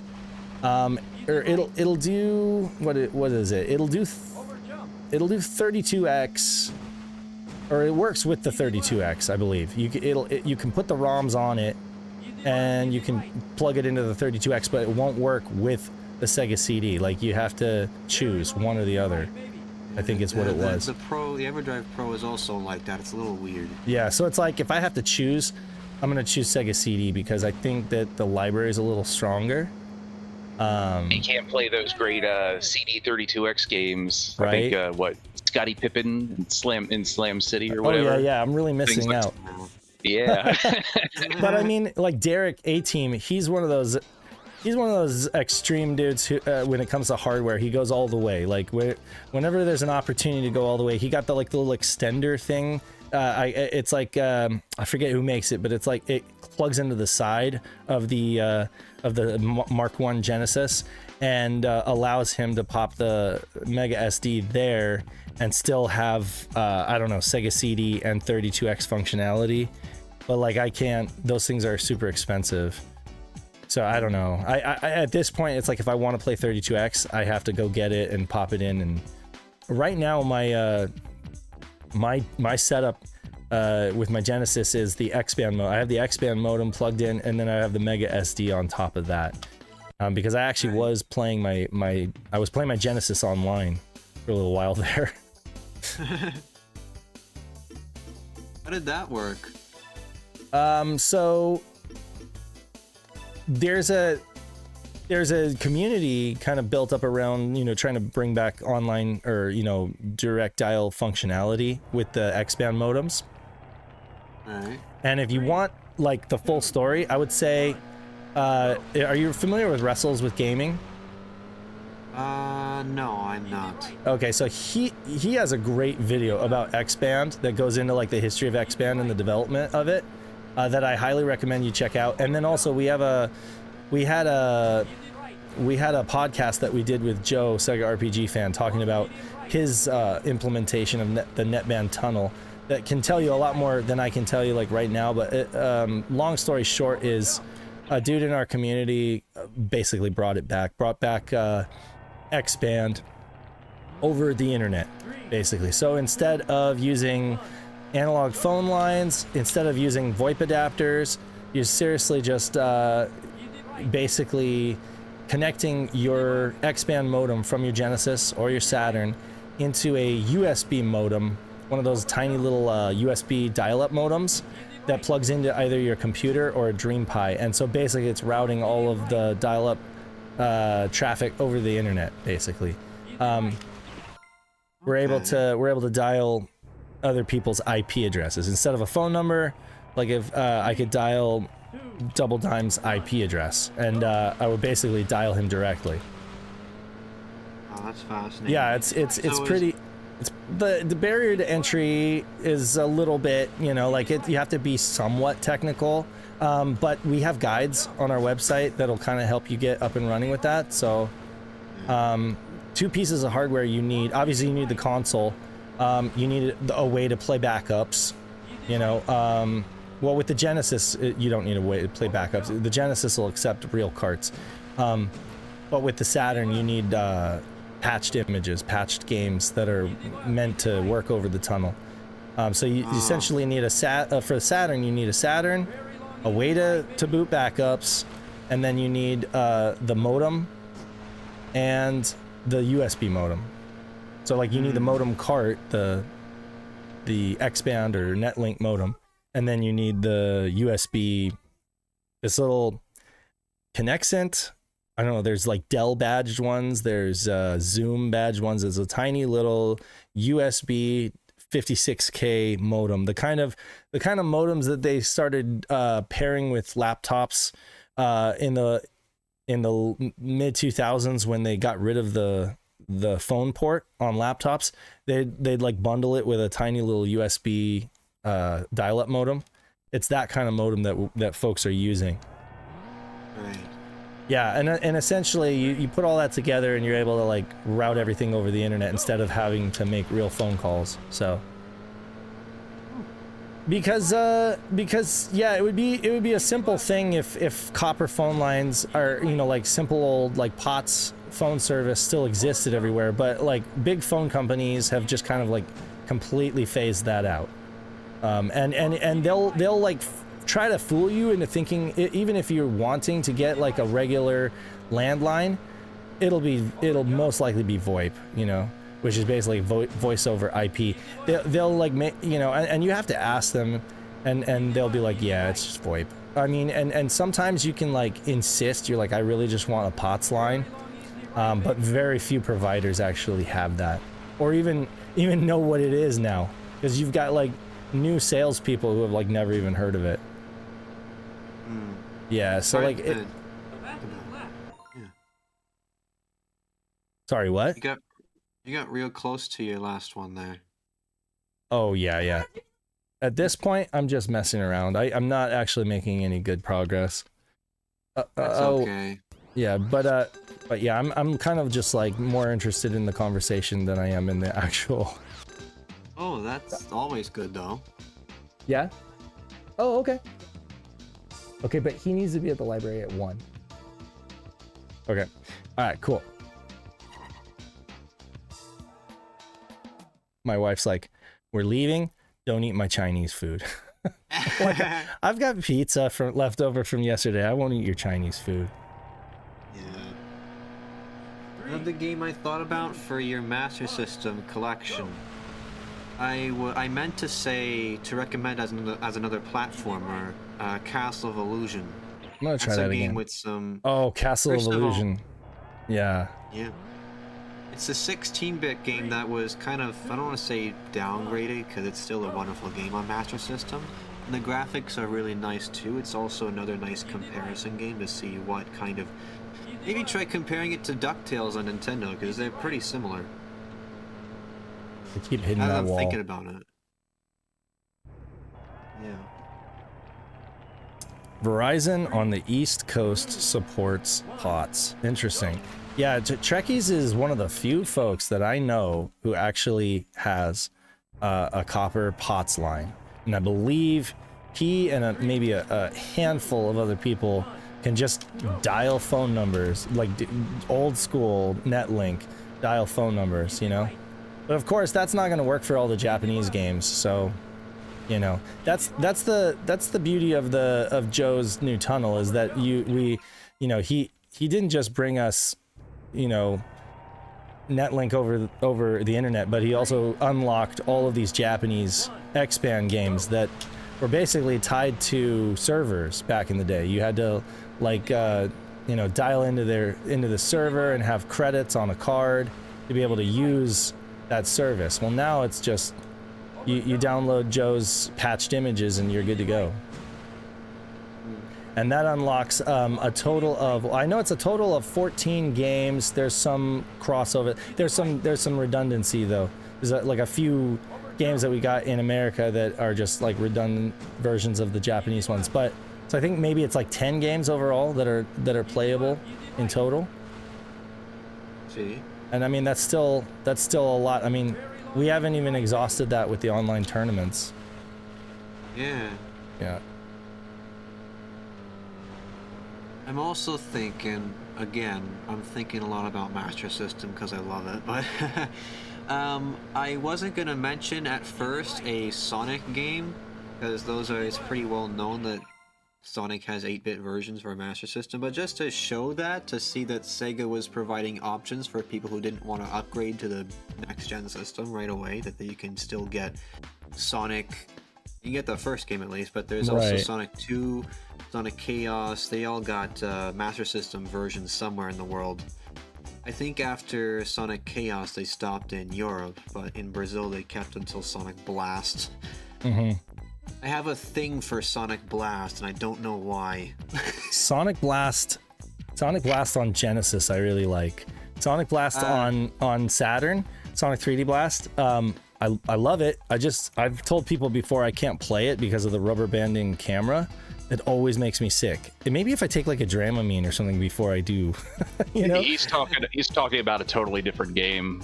Sonic Blast? Blast rather than 3D Blast. Blast is totally different. What's Blast? That's on what, on the Master System? It has those pre-rendered graphics. If you remember that Sonic game with the really ugly one. Yeah. Okay, I gotcha. Okay, I gotta read some comments. Like I've completely ignored the comments. Let me see. What did I miss? Oh, sorry. Double Dime had to go, and I didn't say goodbye because I didn't see that. Let me see here.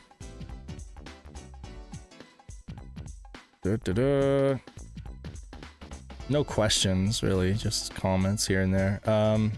No, no love for Lakeside. I do. It's just I can't do it right now. I can't concentrate enough. Lakeside is tough, you really have to take the whole thing. I usually drive the whole thing in second and third, never touch fourth except for on the straightaway. Do the whole thing in second and third, and you have to kind of like preemptively turn. So you're kind of like drifting through each turn, and I just can't concentrate while talking to be it's just gonna look painful. So why would I put you guys through that misery? But yeah, so DS is awesome. Just got in the boat Dragon Quest 4. Let's see, amazing homebrew scene with the Genesis Mega Drive. That's something I really need to look more into, is the Genesis Mega Drive homebrew scene. I haven't. Frogwell says Sonic 2 is better than Mario games. Oh, that was Saturn Memories that said no love for Lakeside. Well, he's here. Yeah, no, I love Lakeside. I do. I just don't want to put on a clinic of how badly I can play it when I'm not able to concentrate. This is proven, like, streaming Sega Rally. It's not easy.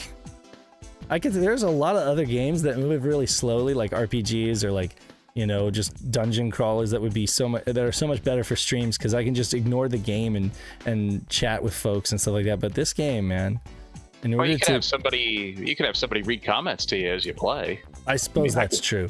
Yeah. Go ahead. Are you signing yourself up? Is that what you're saying? Oh, yeah, I guess I could. Usually Khan is here. Chronolay is usually here, and he's like more than happy to like read comments and hold down that. But he's not here. I think he might be out for the weekend. I'm not sure. He might have mentioned something in chat, but in Discord. But it's just 321 is pretty much like where I'm at with. So I was able to do that live on stream. So but yeah, I would love to. 320 is my best for arcade, and I'd love to try to break into the 319s. I just can't do it while streaming because it's too much pressure and too much distraction. Let's see, what should I do? Maybe practice some Forest with the Delta. I'll practice some Forest because I need to get better at Forest. This might sound weird, but I didn't even know those other cars were in the game. You didn't know what other cars were in the game? Stratos. Is that the Stratos. Like an extra? Well, the Stratos is kind of like the hypercar that you unlock when you do really well, and when you finish arcade in first is what it is. When you finish arcade in first, you unlock the Stratos. The Stratos is like super overpowered, just super overpowered. but it's also kind of like a difficult horse to tame. Like it can be a little unwieldy, but if you can figure out how to work with it, you'll end up doing like blowing past like everybody. In fact, I did the other day just kind of like a no effort arcade run with the Stratos, and my time was just like ridiculously faster than anything I'm capable of doing with the Celica or the Delta. That was terrible. I think it's technically in the arcade game too. It is. I mean, it's hidden behind a code. Yeah, but and it's, I mean, the model isn't there. It just like reprograms the Delta or the Celica to behave like the Strata, like almost like they were negotiating to get the rights to it at the time, and they didn't make it in time for the arcade release or something. Right. Yeah, I don't know what the actual story is, but that's just a guess. Yeah. Yeah, I've definitely beaten this game in first, I'm not sure. Now that I'm thinking about it, Lakeside, I might have fallen back into. Well, you like, don't need to win. third. Yeah, you don't need to beat Lakeside. Lakeside is just for fun, basically. Oh, thank goodness. I don't think so. I don't think you have. Actually, Saturn Memories would correct me on this. Do you have to finish Lakeside in first to get the Stratos? I don't even remember. Yeah, I'm not certain. And I just watched the documentary. I had to watch it over like 4 days.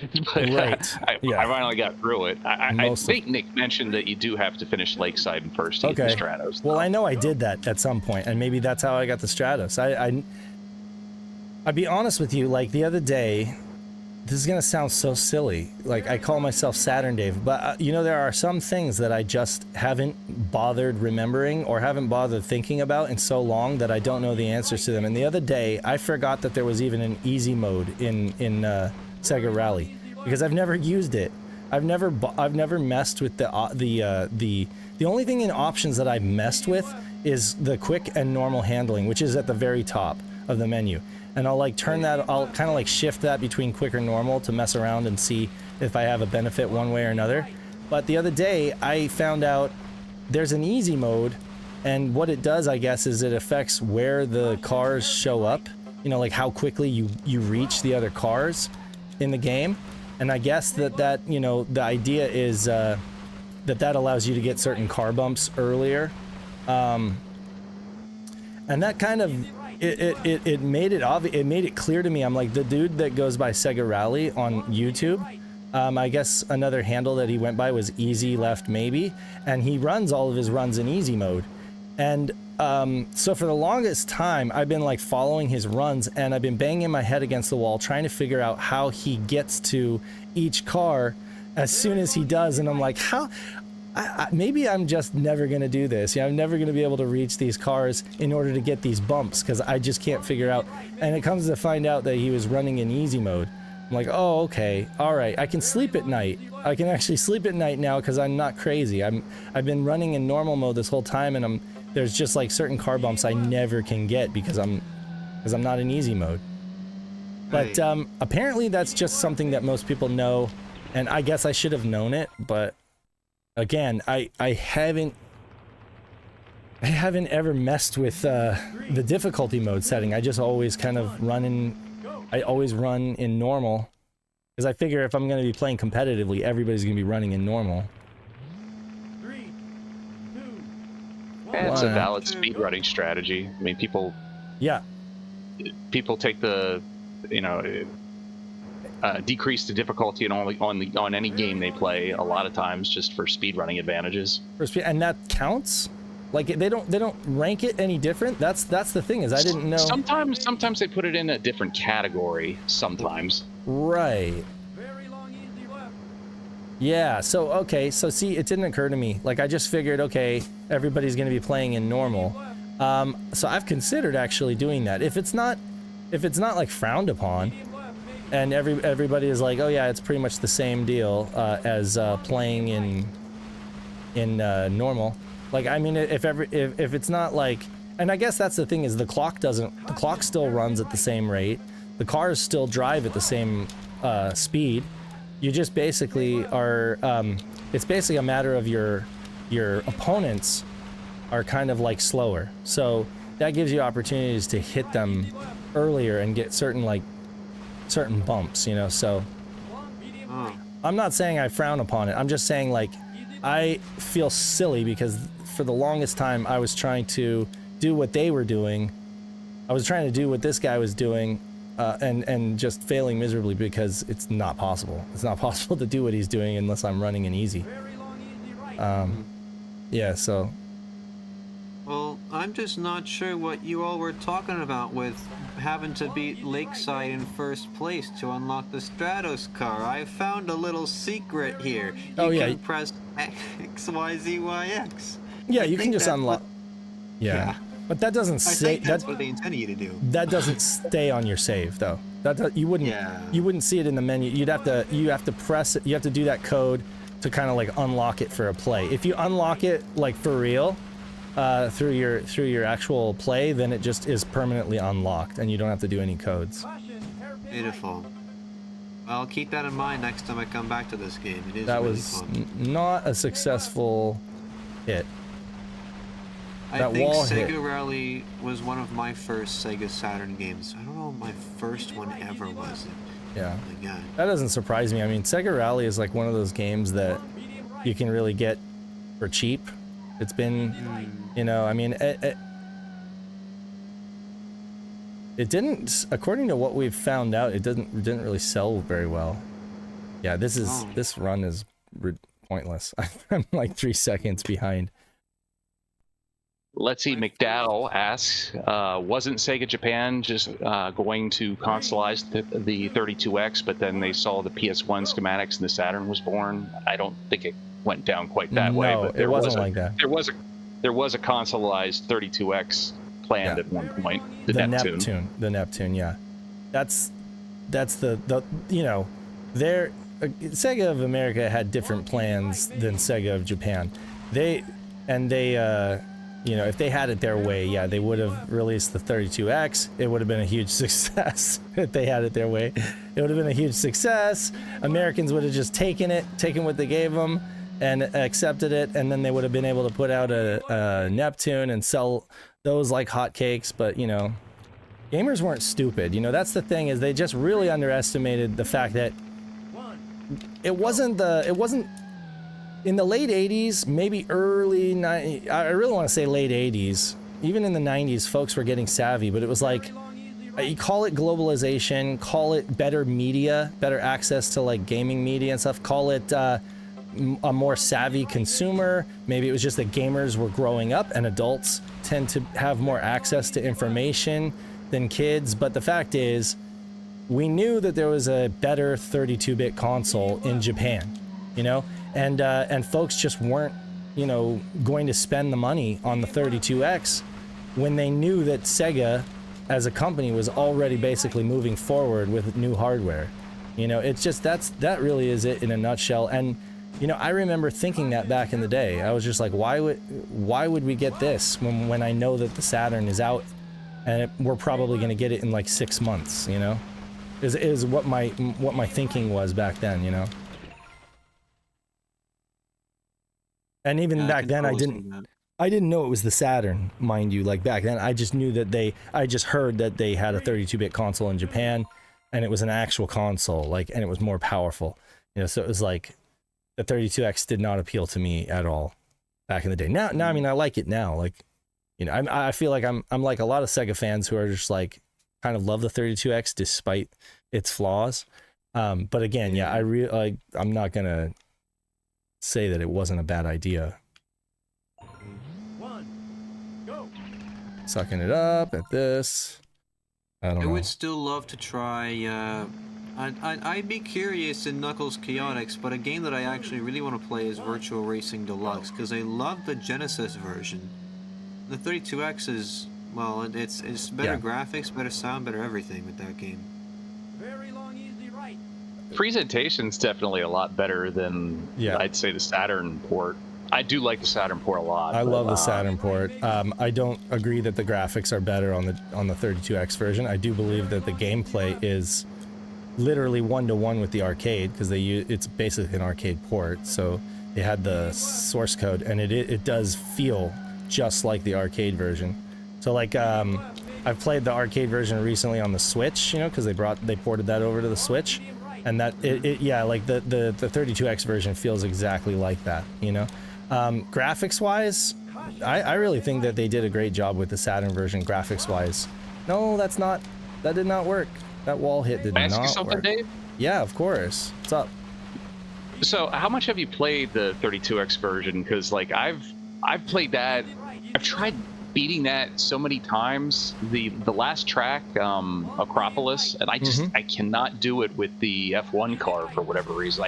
I never finish any better than third on that track. Really? I haven't played it that much. I will admit I've played it enough to see, oh yeah, this feels different than the Saturn version, which I am quite biased and partial to, but I acknowledge that it's not, you know, it's not a one-to-one. It's, you know, it's kind of like Sega Rally, really. On the Saturn, it's a complete recreation of the game without using the source code. Of course, with Sega Rally, you had the original guys who made the game doing it rather than like a third party. So that's, but I mean, I think that all things considered, the Saturn version of Virtua Racing is quite good. And it's a lot of fun, has a lot of, and it has a lot of extra content. The thing that I don't like about it is the engine sounds. It sounds terrible. Like in the arcade version, and I believe the 32X version, the cars sound a lot better. In the Saturn version, it's just like, like a tiny little RC motor or something. It's terrible. And it's terrible to the point of being grating on my nerves. I like to think I'm pretty. Oh, sorry. In fact, I could play some of that. Why don't we switch it up? My frame of reference for Virtua Racing is a little bit of the Saturn version and completely beating the Genesis version. I remember doing that on the last course. I had to go into the wide view for the very end, and I was on a little tiny television.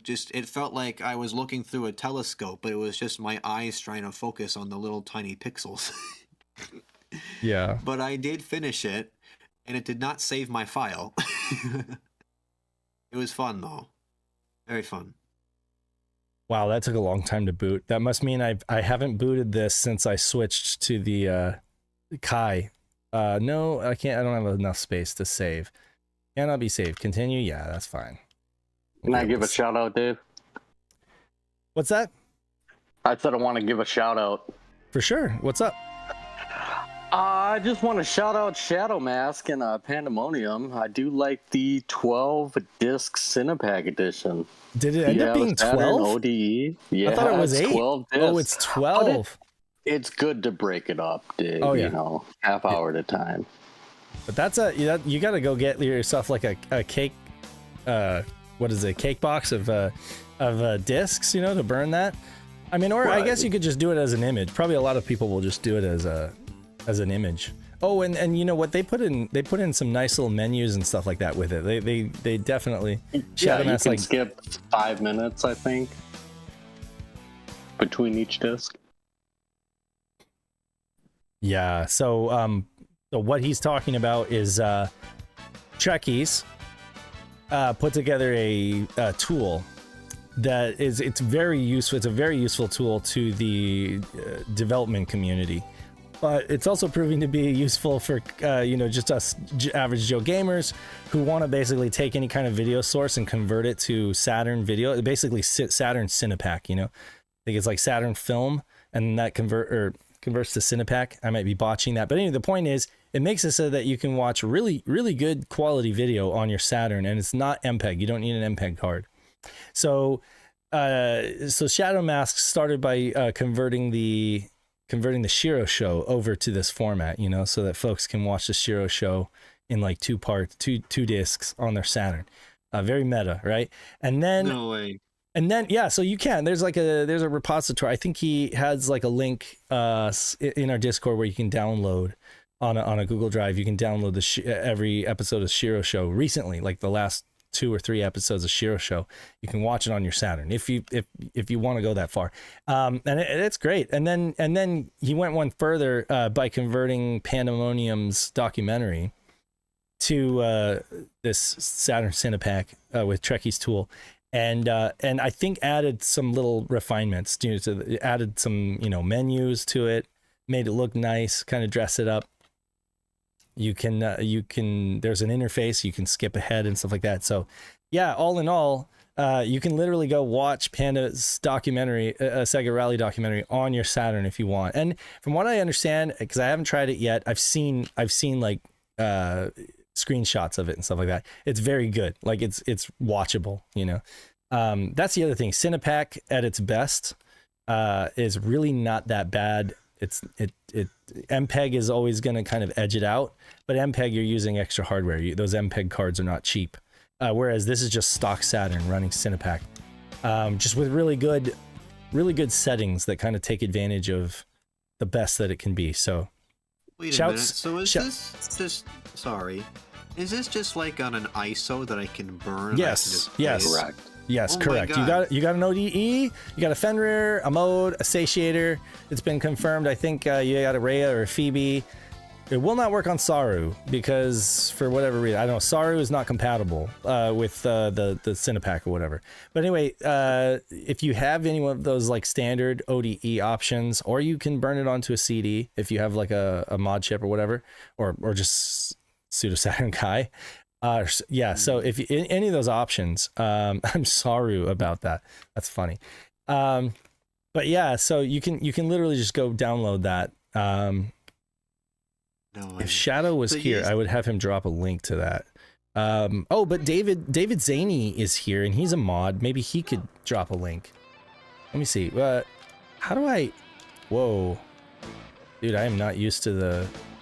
Okay, where is the gas here? Okay, so it's on C here. I'm gonna have to restart. How do I restart? I can't even tell the difference between VCD and Cinepack at all. It looks beautiful. Yeah, VCD and Cinepack. So was that Lee? Yep. Okay, so see, there you go. There's a glowing endorsement right there. Is that it's so good. The quality, historically, Cinepack got kind of a, I don't know, folks. Rap. I just remember it getting like a kind of a raw deal. Like folks said that it looked terrible back in the day, but come to find out, it really is just because people didn't know what to do with it. They didn't know how to handle it, and they didn't. Trekkies is here to probably correct me a little bit, but I think the way that he's described it is that folks would just kind of like put it on default settings, which are terrible, which would give you terrible results, Yeah, it's basically just more about how you encode it in the settings. Right. But the main issue for why it won't work on Saru is that Saru's devs kind of took a shortcut with how they're implementing. One, the shortcut is they're patching specific games to make them work. One of the games they're patching is Heart of Darkness, which uses just a generic filler for what's called IP bin, which IP bin is basically just this first like 32K of data in every Saturn ISO image if you look at it. And at the top of that, there's like a thing that says like, okay, this is the game name, this is the stuff it supports and all that, but really nothing ever checks that. So it's just kind of, it's there. It's not really reliable because some devs didn't really fill it in correctly. Some devs just put nonsense in there. When you get into the realm of prototypes and demos and homebrew, a lot of them just use like the generic placeholder one. They don't bother to fill that information in. So like for example, if you look up the Fighting Vipers demo disc from Japan, it uses the Virtua Fighter IP bin. It literally, you look at the top of the image, it says it's Virtua Fighter, even though it's Fighting Vipers. Right. Oh. So what Saru is doing is they're just blindly thinking the values in there uniquely identify that game, and they don't. So one of the patches they have in there is for Heart of Darkness, which just uses a generic IP bin, which is the same one a lot of us use, myself included, for homebrew. So what's happening is when you load up any homebrew or anything else that uses that IP bin, it's going to get misidentified as Heart of Darkness. And to make Heart of Darkness run, they're patching and rewriting the game's code to brute force make it run. Right. So as a result, when you go to boot it, it's going to apply those changes to that homebrew, and then it crashes. And it's going to crash. So right. now you've attempted to bring that to their attention, right? And they've taken offense. And yes, and they're throwing a giant childish temper tantrum, saying I am a selfish dev and that I am apparently a agent sent by another ODE to make them look bad. When in fact you're trying to help them. You're trying to like help them sort things out. I'm saying like this is how you can fix it. You just need to do a checksum. You just need to check what you're about to write before you do it. Right. And they don't have anything of it. They're happy with their hacky, crappy solution. Yeah. Now, yeah, and it's like, so first, Saru is a very cheap. I don't want to say cheap. That's like a negative word. It's an inexpensive option for folks out there who just want to play some commercial Saturn games. You know what I mean? And they want to pirate them and play them on the cheap. Like it's a $60 buy-in, essentially $60 to $70 buy-in. It's a very interesting thing. It's just I'm very disappointed with how its devs are handling things. Yeah. And like, yes, I know it's open source, anyone can contribute, but there's a core like handful of people that are doing the bulk of it, and they're the most stubborn people that you can deal with. Yeah, like, and if you know that old Simpsons meme where it shows like Skinner, he's like, "Am I out of touch? No, everyone else is wrong."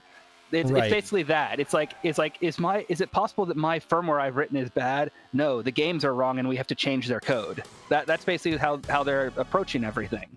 I can do better than that. This game, just as an aside, what a adjustment it is going from Sega Rally to this game. The handling is just completely different. It's like it's like jumping into a bath of ice water. So I'm like, I really have to like relearn. But yeah, I completely agree. I guess for folks to understand, it's kind of like the difference between shelling out the bucks to buy like a quality EverDrive, right, from Stone Age Gamer or whatever, versus maybe going on AliExpress and just getting like the cheapest flash cart, like cheapest like no brand Chinese flash cart that you can get, and just being okay with the shortcomings that are going to obviously come with that. You're not going to have all the features. Not everything's going to be compatible. It's just one of those things, right. But that's going to be fine for a huge segment of people out there who maybe just got a Saturn and they haven't really decided whether they want to go all in on the console. So maybe it's like they're just wanting to try its library. I can see use cases where the Saru ends up being a compelling product. But I think as far as it's not, for all of us enthusiasts, it kind of falls short, because we have expectations by now. We've been spoiled by good. And most of us developers, like it's not just me. Like if you go in the Sega Extreme Discord, a lot of us are very disappointed with it because it has potential to be something interesting, but the way they're going about doing it, it just makes it this compatibility nightmare. Right. And it's just, we have no guarantee. It's almost like we're not even developing for the Saturn anymore because of all the changes in that they're doing behind the scenes with it. It's no longer following spec. Right. So yes, there was a ticket and it got very heated in their GitHub, where someone said, "Hey, could we just have an option where it's like a boot option to have it boot as the default read and write speeds of the original CD-ROM drive?" Because a lot of and if you look at their tickets, a lot of them are these ones where it's like, oh, you have to hand jam these like fine-tuned settings to make your game work. These different commercial games work because they don't like having it load at significantly faster than the CD-ROM speed. Like a lot of games, they are actually doing things they're actually running code and doing things behind the scenes while it's loading. So when the game loads faster, some of them are not expecting that to happen and they break. Right. So there was a ticket to say, hey, could we please just have like a button to say load at the default speeds? And it became this heated argument of just back and forth. And it's like, look, if you did this would eliminate a ton of your tickets. Like you could then focus on doing other things. You wouldn't have to keep answering all these tickets for all these fine-tuned things. People could just be like, okay, it didn't work at the faster one. I'll hit a button and just load at the default original speeds. Yeah. They probably can't do it. They probably can't do it or don't know how. Well, it's like, well, they know how to do it through the configs, but they don't know how to do it, like make it a button, apparently. Right. And it just became this ridiculous, like, argument back and forth. And it's like, and when you get to that point, it's like, like, why am I using this thing? Why would I want to use this thing then? Or as a developer, I'm like, I have no guarantee how my thing's going to behave on it. And it's a nightmare to try and deal with. Yeah, and I mean, folks have asked me why I continue to run Satiator. I'm just like, well, because it works. You know, like I don't have a, and again, I'm not the norm. I'm not a standard user. Like I've got all of the ODE options, so I have my pick, and like out of all of them, I choose Satiator. But that's just me. Like, you know, some folks, I don't at all. Like I've heard nothing bad about Fenrir. Yeah, nothing. I've heard nothing good about. I've heard nothing bad about Fabian Rea. Mode we had some of our headaches with, but I mean it's still a solid product and works. They've got, and some folks swear by it. They fixed a lot of the issues, so it's like some of the issues we had with them, they were annoying, but they have fixed them to my knowledge. And I will give one credit to Mode. Mode can run VCD images stock. Correct. Like, yeah, that's the one thing it has. Like, Derek A-Team is, you know, big fan of Mode. I think the Rhea and Phoebe can do it too. Rhea and Phoebe. Oh yeah, they might be able to. See, I can't speak on those. I think they might be able to do it. I have all of them, but I don't have those. I think Pat's the only one I know of who has one of those. I'm done in 10. Yeah, that's terrible. I gotta try that again. But yeah, it was just that whole discussion just became nuts, and like the main vibe I got from the person who created is like, well, I hate load times and my favorite games work. Good luck, everyone else. And it's like, okay, right? Yeah, you know, like I actually was thinking of putting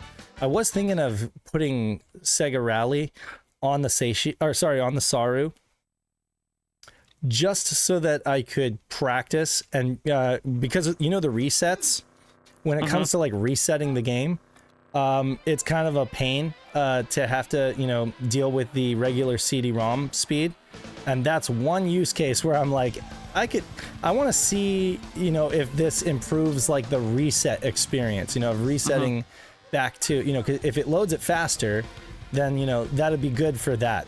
But I mean, that's about, you know, that it's like those tiny little use cases where I might think about testing it out and using it.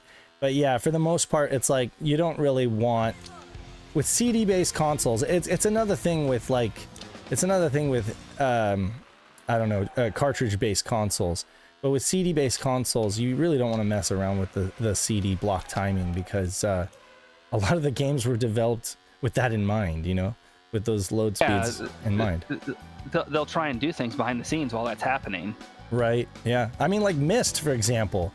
The game Myst is like, that game was very much all about how the CD-ROM technology works and how CDs are read, you know? So it's like, it's constantly streaming data behind the scenes and accessing data in a kind of a linear fashion on the disc based on where you were in the game.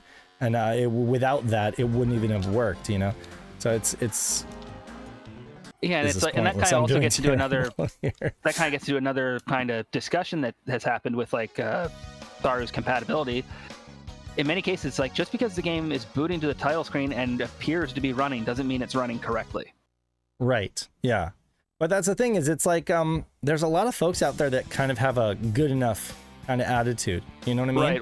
Or it's that they don't know what the original game actually plays like, so they don't realize there's a problem. Right. And I mean, that I know that I risk sounding elitist by saying that, but a lot of us enthusiasts who are really serious about this console, we don't like we're just kind of, the good enough, it's good enough attitude is just not, doesn't really fly. You know what I mean? It's kind of like, it kind of reminds me of you remember the days of like ZSNES on with Super Nintendo emulation? It very much reminds me of that. And ZSNES took a lot of shortcuts. So behind the scenes, it was doing all this. If you ever looked in that old source code, it was doing a ton of hacky crap. Like it would change the clock speed for each game. It would do all kinds of stuff to make sure like the 20 or so popular games worked. And then when you got outside those 20 popular games, it was Wild West. It was a mess. So like you had people doing translation patches, and you realize they only worked on ZSNES because they were working on things that they're working around those assumptions that were made in ZSNES. You have ROM hacks for Super Mario World that would crash on the real one because there were like subtle things about how the sound chip worked that weren't being emulated correctly, and it would cause a crash. So it's like with Saru, like I'm getting that same kind of vibe from it, where it's, yeah, it may look like it works, but it's not really. And certain games on the Super Nintendo, because of ZSNES, still to this day have this. People have this impression about them that they're buggy and broken. And it's like they're not. It's because of ZSNES. Like Star Ocean, the original Star Ocean has a reputation for being a buggy game that crashes all the time. It's like, no, that was ZSNES. The real thing doesn't do that. So it's like, how many Saturn games in the next like couple years, because of people playing them on Saru, are going to start getting this reputation of, oh, these are horrible, buggy, broken games, when it's like, no, they're not. It's Saru. And I mean, think about the culture, the retro gaming scene, and the culture of like this quest for like the best video signal and the best, you know, playing everything on real hardware, right? You know, the hoops that we jump through to experience these games in the most true and pure format, right? When you're going to that effort and that expense for a lot of us, and then you pop a Saru in there and you have to wonder, am I even experiencing this game the way that it was intended to be experienced? That's the thing that gives me the hardest problem. So like right now with Saru, you boot up Nights or you boot up Daytona, the audio kind of glitches out at the beginning, which is not a unique issue. I mean, it happened. It's kind of been an issue. Audio has been an issue with all of the ODE options, and they've kind of worked those bugs out in beta, you know. But essentially, I know that, you know, with the Satiator, for example, it's just acting one-to-one like the CD block. You know what I mean? So I think there's like a handful of things that Satiator still has, but they're actively being worked on. And the thing that I will give Professor Abrasive the benefit of the doubt over the Saru people, because Professor Abrasive is that he's basically been adamant, I'm not going to do game-specific hacks. I'm not going to do game-specific patches. Fix the hardware. He looks into it and fixes the core problem. And when he does that, he usually fixes like a bunch of other games with it. So it's like, I'll give him and like Seth and the other people who make the other ODs the benefit of the doubt there, because they've shown they're not going to take that shortcut. Right.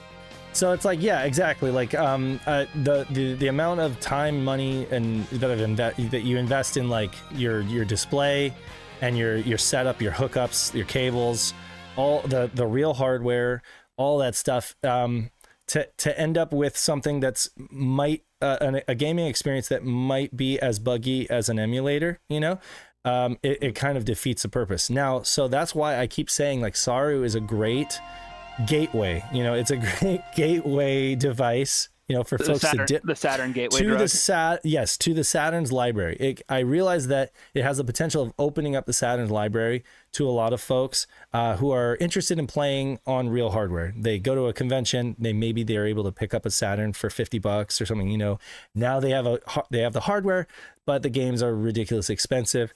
Okay, here's a way that they can kind of play the games and figure out what they like on the cheap, right? And they don't have to modify the Saturn. And if the Saturn's, you know, CD-ROM drive didn't work or whatever, no problem, right?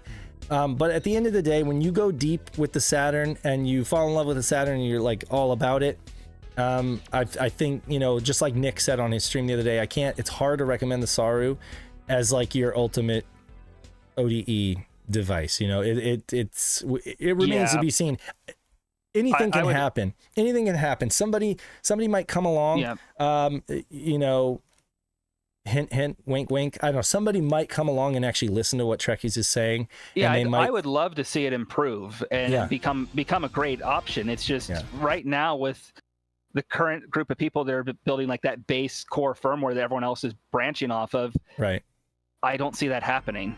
It sucks also that it's like I love open source. I will defend open source, but at the same time, it's like very decentralized, you know. And it's you know, it's like. And the other thing is like the way it's being, bugs and issues are being dealt with on that issue board. It's like it's mind blowing to me, as because I'm a professional software developer. I write code for a living. So to me, when I see like how things are being handled there, it's mind blowing, because it's like you don't talk to people presenting an issue like that. You don't like say like they're basically like there's tickets where they place it flat out say like, no, you're wrong, fuck you. It's like, well, that's not how you deal with that. And it's one of those things where it's like I don't think I've ever seen any open source project even where like people are behaving like that in their GitHub. It's almost like a 4chan thread with how people are responding to stuff, and it's a mess. So it's like someone needs to come in and just kind of make that be more professional, I'd say. Like, it doesn't have to be like closed source or anything, but it's like there's a professional and like mature way to handle things, and it's not being done. Yeah, and because they're taking offense. Like, it's like there's one of the things that that you learn from as a programmer, like one of the first things you learn as a professional programmer is code reviews and bugs are not personal.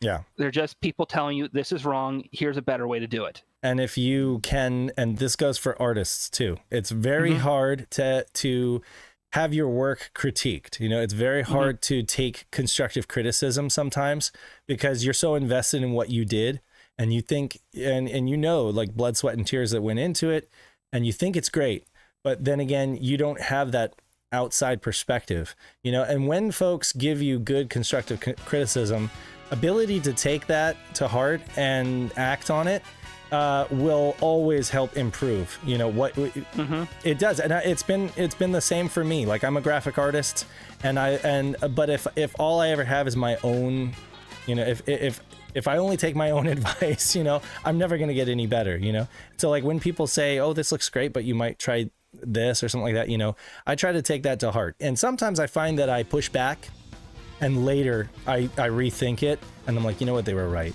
You know, that's the thing, is you kind of have, and pride always gets in the way. That's the thing. Pride always gets in the way.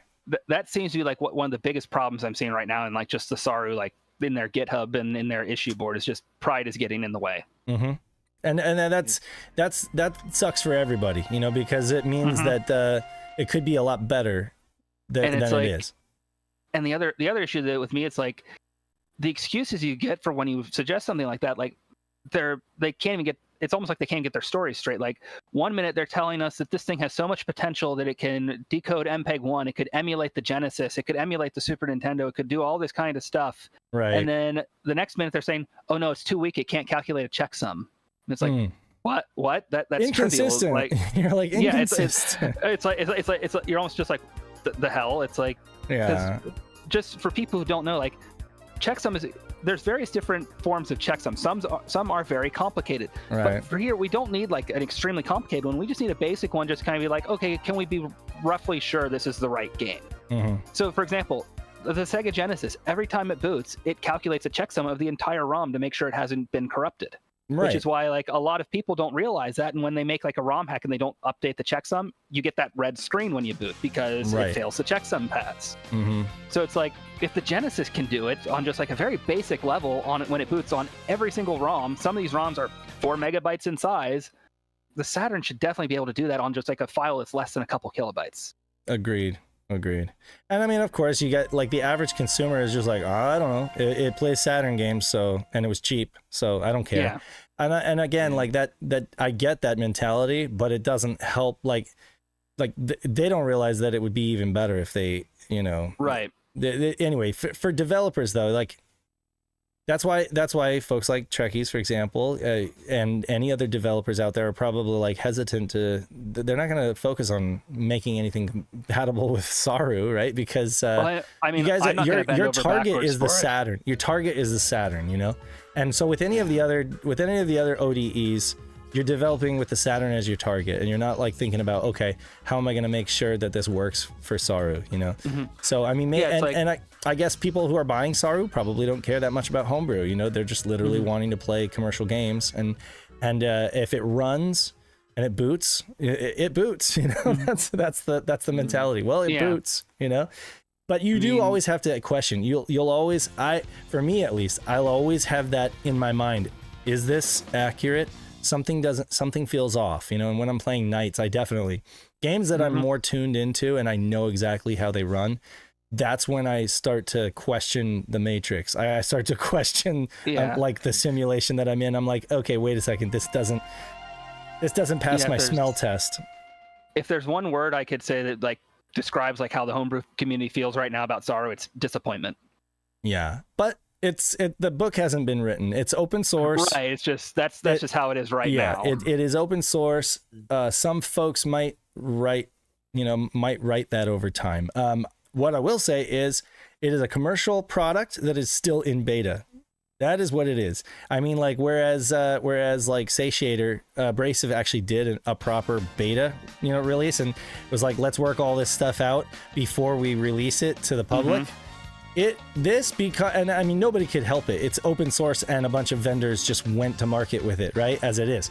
It is in beta right now. It is not any kind of, the firmware is not in any kind of finalized state. It is just, we are all beta testing it together, and that's where it's at right now. Folks need to realize that it's going to be iffy for a while, and yeah, maybe it'll get to a point where it's much more easy to recommend, especially for like firmware and new games being developed and stuff. But I don't know. For now, yeah, I'm with you all the way.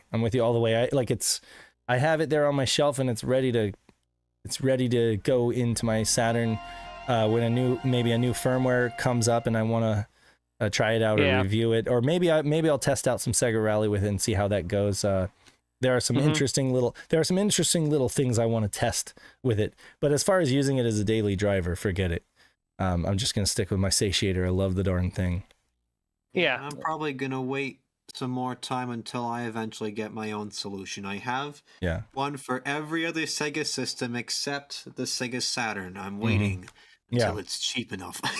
Honestly, if your drive is in good shape and you have a mod chip or a pseudo Saturn, you can get by with burning games. Just buy good quality. Yeah, that's true. Just don't go for the cheap CDRs you get at Walmart. Shell out for some decent ones on Amazon. You just want to get professional or archival grade. Right. Well, you guys have with some of the cheaper ones, you might be able to get by with if you have an older drive that can truly burn at one time speed. But most new drives, even if they say they're burning at that speed, they're not. So I've had really good luck with the if you go on Amazon, look up, like, I think I've linked them in the Discord a couple times. They're the JVC Taiyo Yuden, like, professional grade. They just come in like a saran wrapped sleeve basically. But I've had really good luck with those. Oh, yeah. I've been burning discs for Saturn for quite a while, and I just use my old computer, and it works just fine. At least most. Yeah, of the time, I mean. If you have an older computer that can burn at the really slow speeds, that'll usually work pretty well too. It's just most people probably don't have those at this point, I'd say. I have a 2006 iMac and an iMac from 1999, so I'm pretty good. Yep. So I have to wrap up the stream, guys. But Saturn Memories had a question, and I want to make sure we hit that before we go. Sure. What was the question? Saturn Memories? I think it had to do with the discs. But I couldn't tell. The microphone's muted. Yeah, the mic is muted. And it might have been regarding like what discs we recommend. I know the one that the CNC, is it CNC or CMC? CNC. Those are the here. I think I might have it. Not good. Is that right? Here, no, they're fine. They're fine. I'll link it in the chat. They're These fine. are the ones I use. Everybody back in the day would recommend Taiyo Yudens, but of course those are like exceedingly rare and overly expensive. What I just linked in the chat is what I use, and I've had very good luck with them. What's that? I'm not seeing a link in the chat. I thought I put it in there. I put an Amazon link. Oh, okay. Oh, in the Discord chat? I thought I put it in the live chat on YouTube, but here, I'll link it to you. Maybe it didn't go through. If you want to put it in there. Usually don't go through on YouTube. Yeah, maybe not. There you go. I sent it to you as a PM on Discord. Let me see here. Those are the ones I go with, and I've had very good luck with them. Basically, a good way to tell like a good CDR from a bad CDR after you burn it, flip it over and look at it. A good CDR, you can see like hard like lines of where the tracks are, whereas the cheap ones, it just looks like nothing.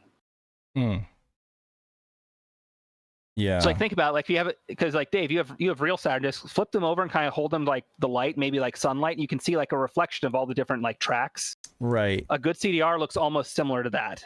Right. Yeah. You'll see hard lines in the ink for where the different tracks are. Yeah. I agree. Like, you don't avoid stuff like Memorex. Avoid stuff like I don't know. The cheap verbatims. Cheap at Walmart. verbatims are terrible. Yeah. Actually, anything at Walmart is going to be unfortunately terrible. Staples too. Just avoid brick and mortar stores, because all they do now is import really cheap stuff from China. No offense, and then they relabel it as their like Staples brand or something like that, and it's always garbage. Just which is like Memorex yeah. and Verbatim used to be good brands. They're just not anymore. Yeah. Verbatim, you have to get like their expensive Data Life Plus or Archival Gold, I think, are their two ones that are still decent. Yeah. But it's like at that point, just buy the bulk one I just linked. Tales of Saturn is saying Taiyo Udins aren't that expensive, but are they even Taiyo Udins anymore? Because I think that now they're just like, they've got the JVC label on it, but I think they're just the CNC, right? They are, but I think they're still made in the same factory as under the same style. And those are good. What I read. Those are good. Yeah, like you don't. Yeah, like even Sony discs, even like the Sony music CDs or like the Sony discs have always been quality for me. But anytime I want to, like, I don't know, with my CDZ, I have a Neo Geo CDZ.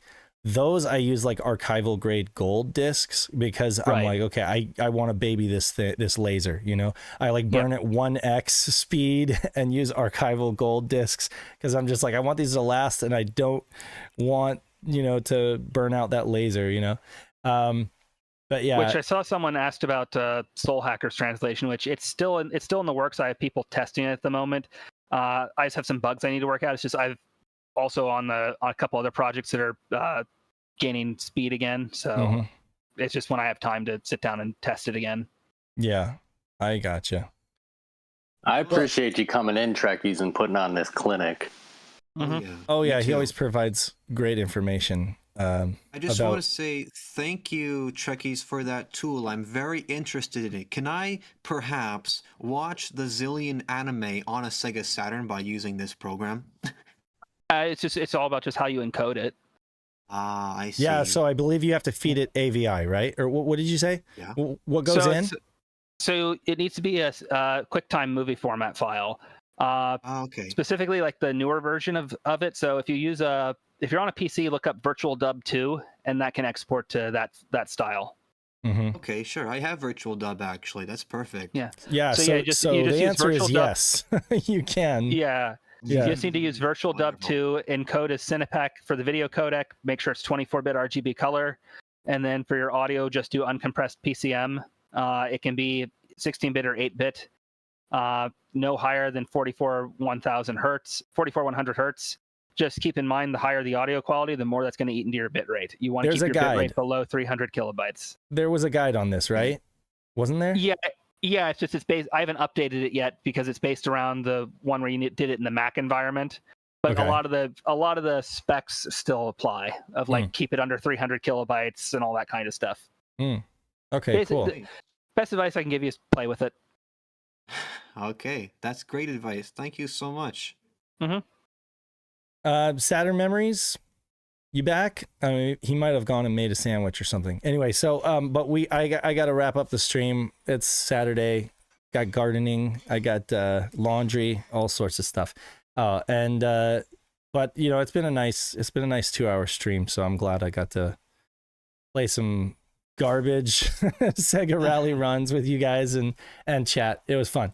Anyway, until next. Dave. Oh yeah, thank you very much. You know, it was great having you join the conversation, and love to have you on in the future.